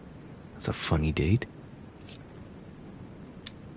That date in 5000 is something again. I wonder what in the world it means.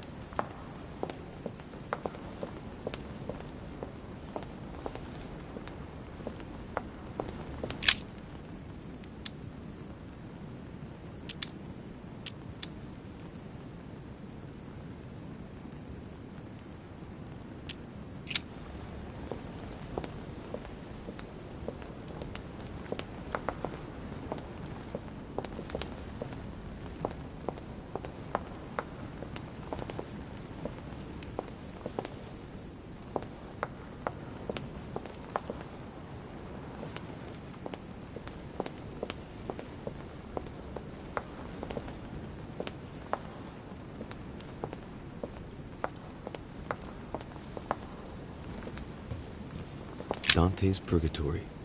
Why does your mind presume to flight when you're still like the imperfect grub, the worm before it's attained its final form? Charming.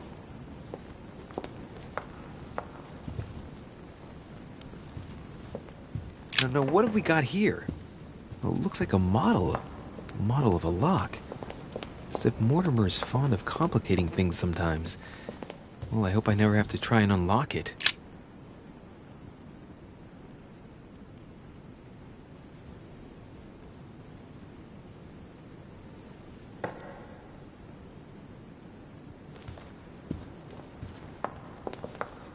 This painting isn't finished, and it looks like Mortimer probably did it. Not bad, but you can't exactly say it's been done in the style of the period.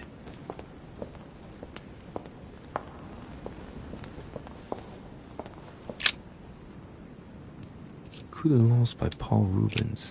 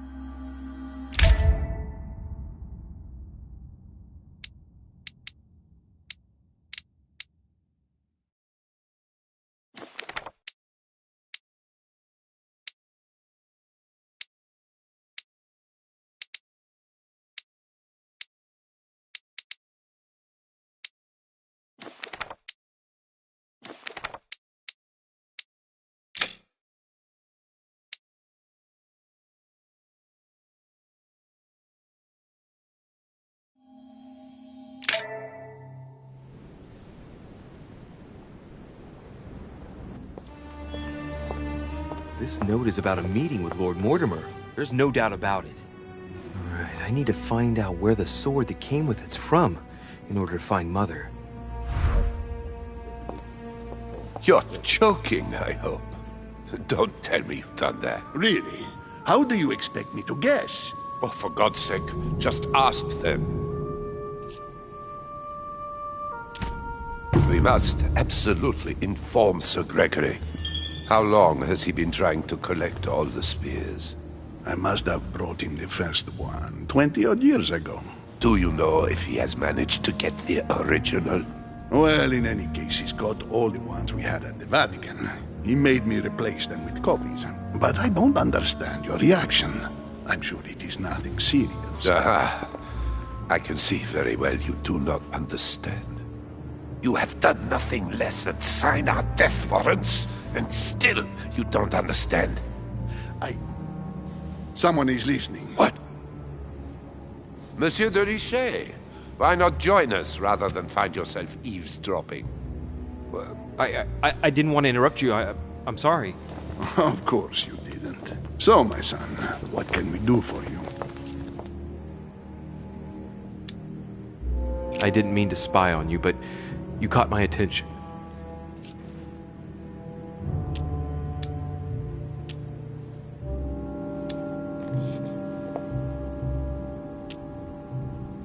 Please excuse me if I interrupt, gentlemen. I didn't want to disturb you. Please, carry on. Your Eminence, you were talking about the Holy Spear, if I remember correctly. The one that killed Christ on the cross. Is that right? Indeed, Louis. I was just telling Mr. von Wallner about the Lord Mortimer's keen interest in the relic. He's been collecting them for years in the hope that he'll find the real one. Enough! Please leave us, monsieur.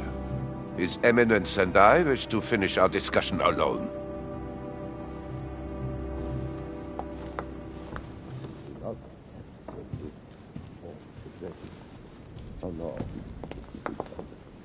Leave us now.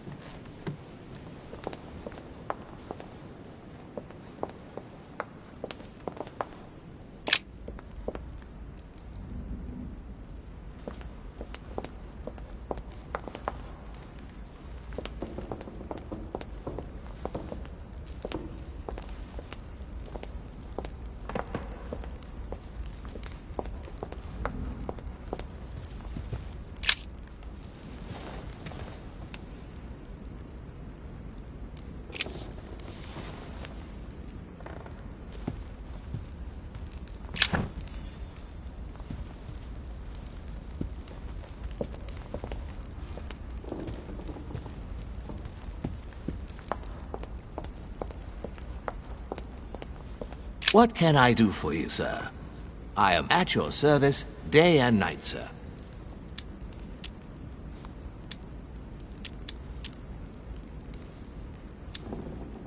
Could you tell me where this sword comes from, please?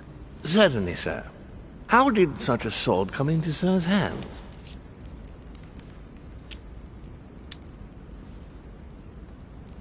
My good man, I'm afraid you're overstepping your role.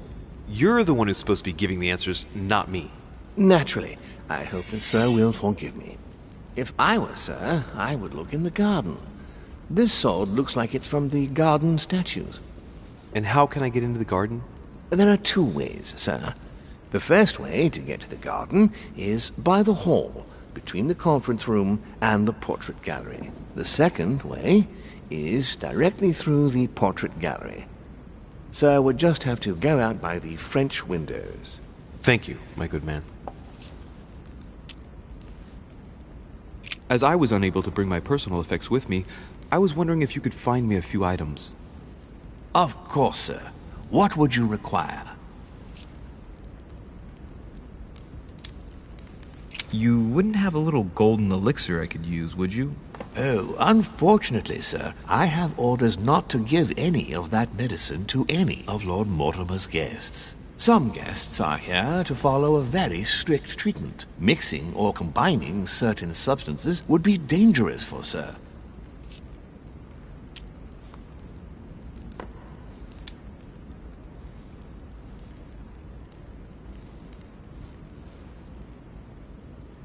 That's fine. I have no intention of swallowing this remedy. You see, I generally use it to put the shine back on my shoes. But maybe you'd rather I ask permission from Lord Mortimer. Where is he? I'd like to tell him about my shoe problem. Sir need do nothing of the sort. There is no reason to disturb Lord Mortimer with this small matter. As you wish. Here you are, sir. I hope sir will have enough with one bottle, as I haven't any more. Oh, I'll make do. It's good of you to get this much. May I do anything else for sir?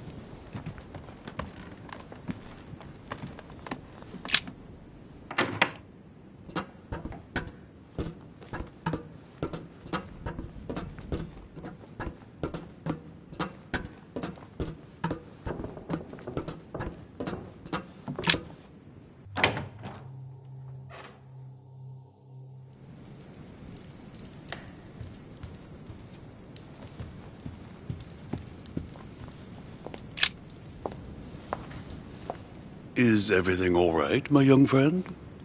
Wonderful. Isn't that lovely? Well, see you later.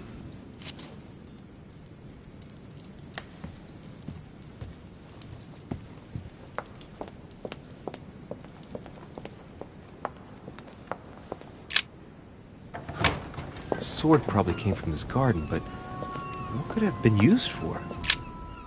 Ariadne. In Greek mythology, she helped Theseus get through the labyrinth. Looks like there's a crack in the region of the heart.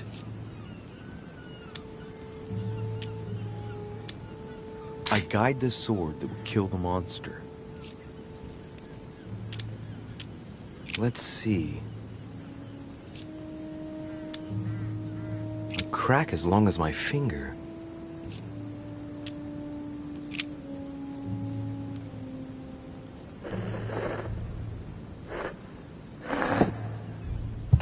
What's going to happen if I've got it wrong?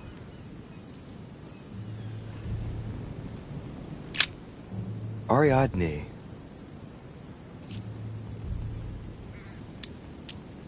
Try something else.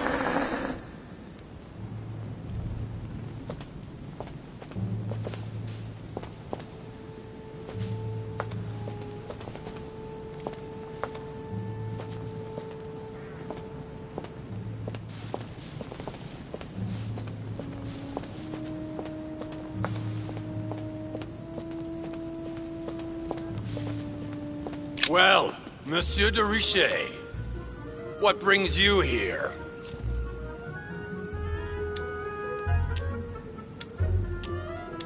To tell the truth, I was wondering the same thing about you.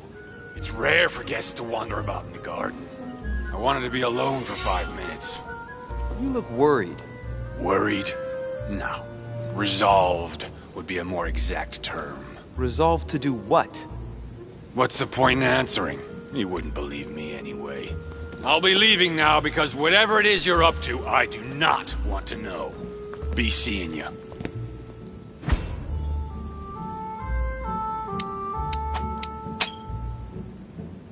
Tell me, aren't you even curious? Curiosity killed the cat, Monsieur de Richet. I admit, I may have judged you wrongly. Watching you seek out Mortimer's little secrets might even be amusing, if I didn't already know the consequences. See you later.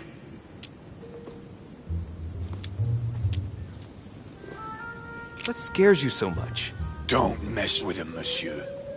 If he offers his help, refuse it. Keep your freedom and get far away from here while you still can.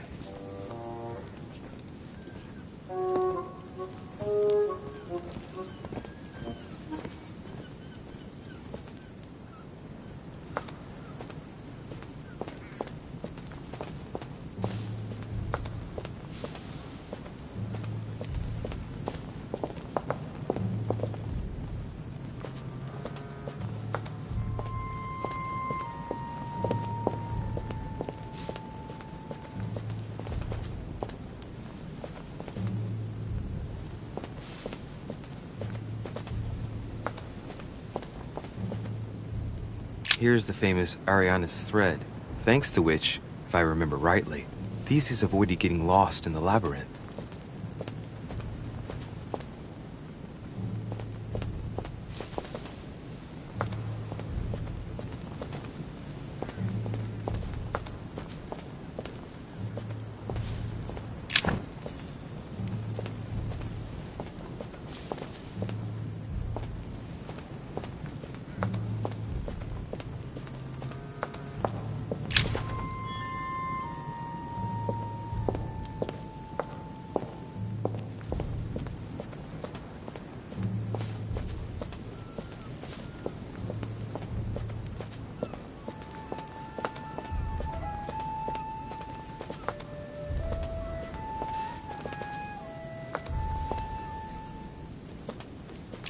Icarus.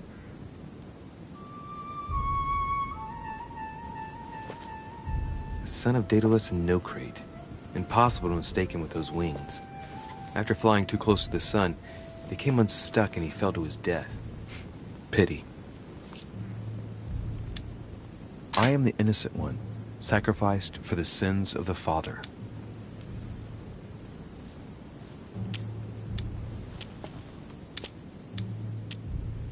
Well, let's keep going.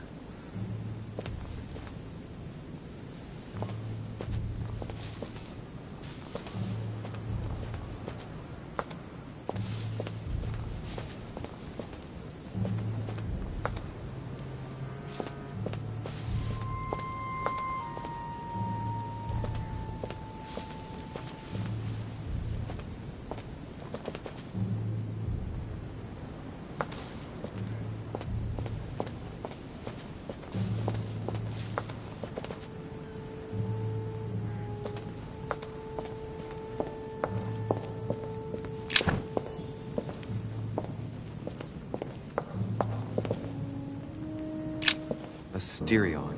It is rare to see him like this. In general, he's represented with the head of a bull, with the features of the Minotaur. The famous son of Minos and Pasiphae.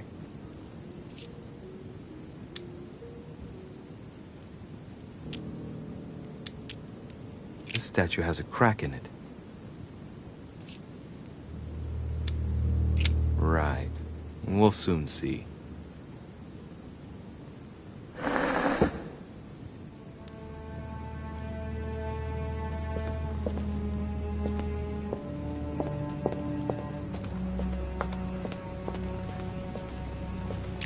Theseus, son of Aegeus.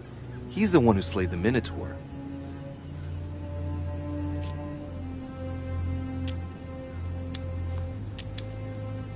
looks like a crack has been made on his torso.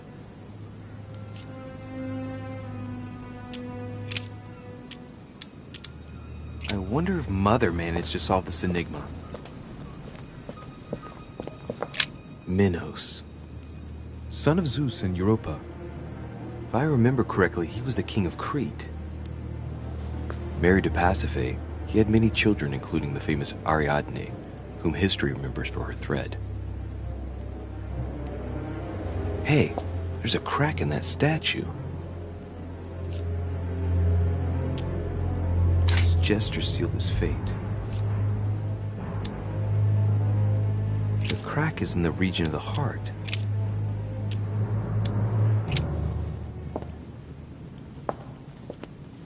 Honey, I couldn't have hoped for better.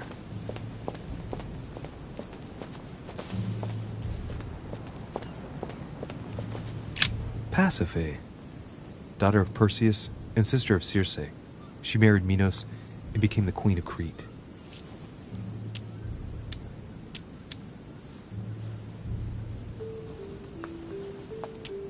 Alright, well, let's continue anyways.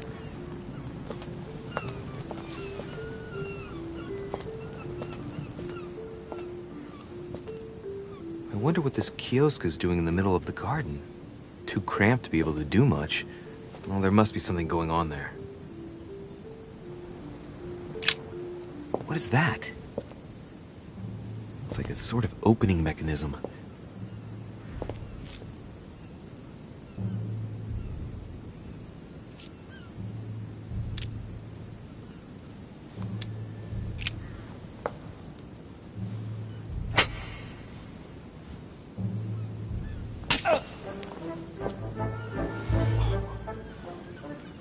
Oh, what's wrong? Either I'm imagining things or my hand was pricked. It had poison on it. My head. I feel hot.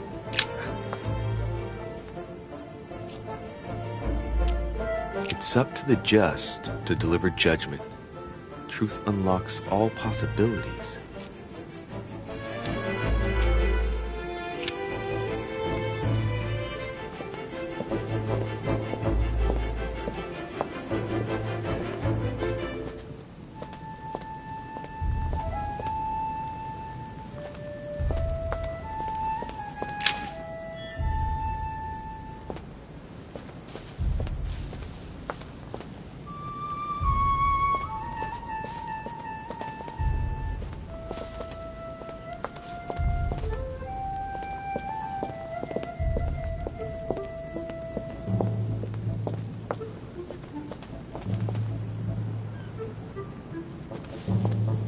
Daedalus.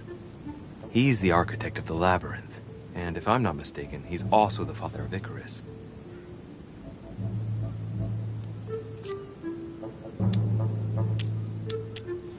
Hey, there's a crack in this statue too.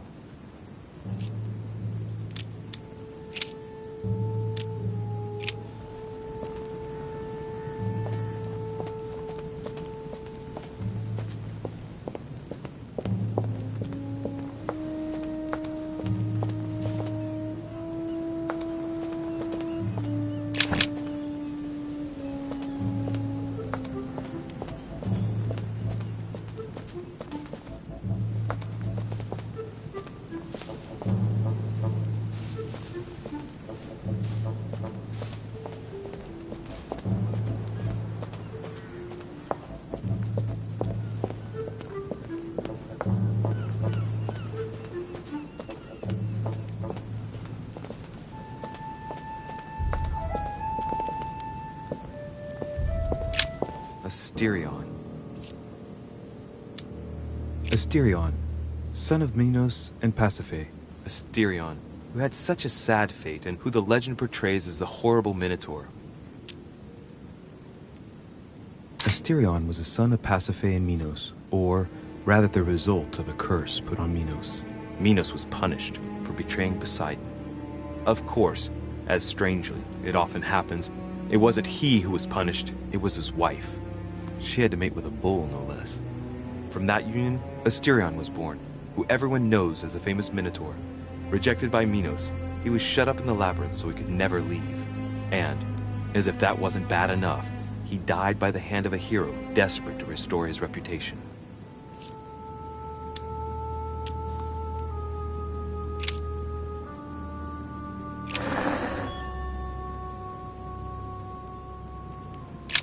Asterion. Asterion was a son of Pasiphae and Minos, or rather the result of a curse put on Minos. Minos was punished for betraying Poseidon. Of course, as strangely it often happens, it wasn't he who was punished, it was his wife. She had to mate with a bull, no less. From that union, Asterion was born, who everyone knows as the famous Minotaur. Rejected by Minos, he was shut up in the labyrinth so he could never leave. And, as if that wasn't bad enough, he died by the hand of a hero desperate to restore his reputation.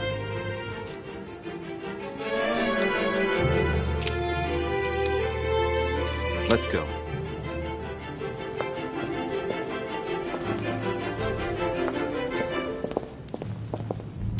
Minos.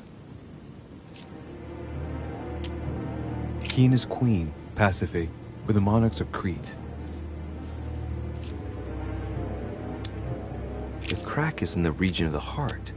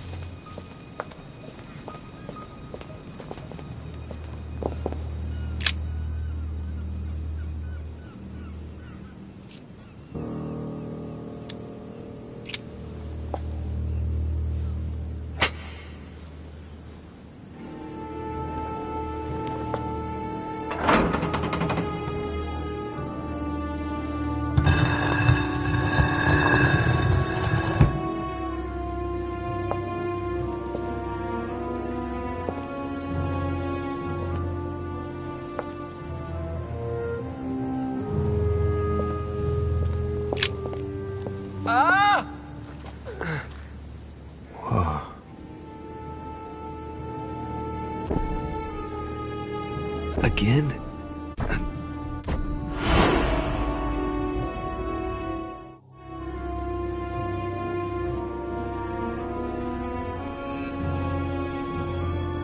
You can't be serious, Manuel. You know that's not going to happen.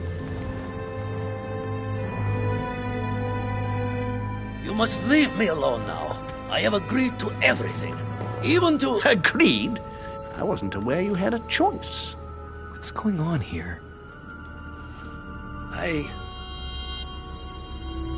What now? What else must I do to win back my freedom? Obey me. Now get out!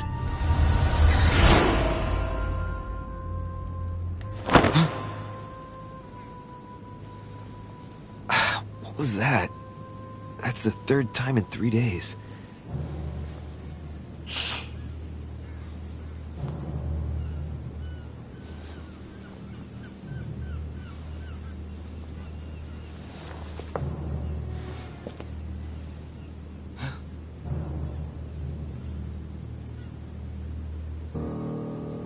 Let's see if you're in there, Mother.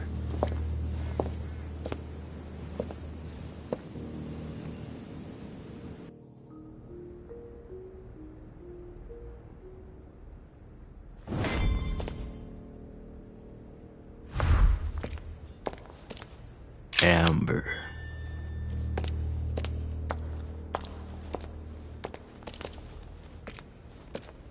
Bandages? Someone's been patching themselves up. Looks like my mother took advantage of being in hiding to change her bandages, huh? This is silk. She must have used her own clothes.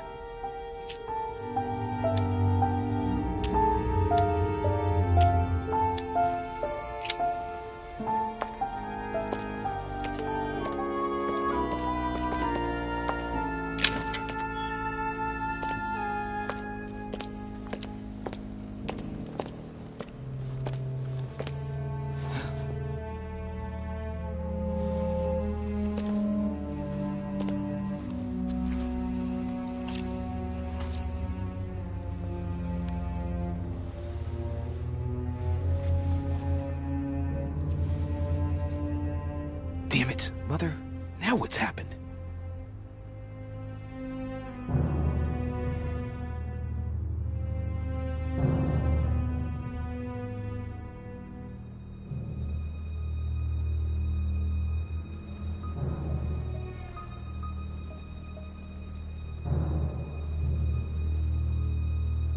Don't move!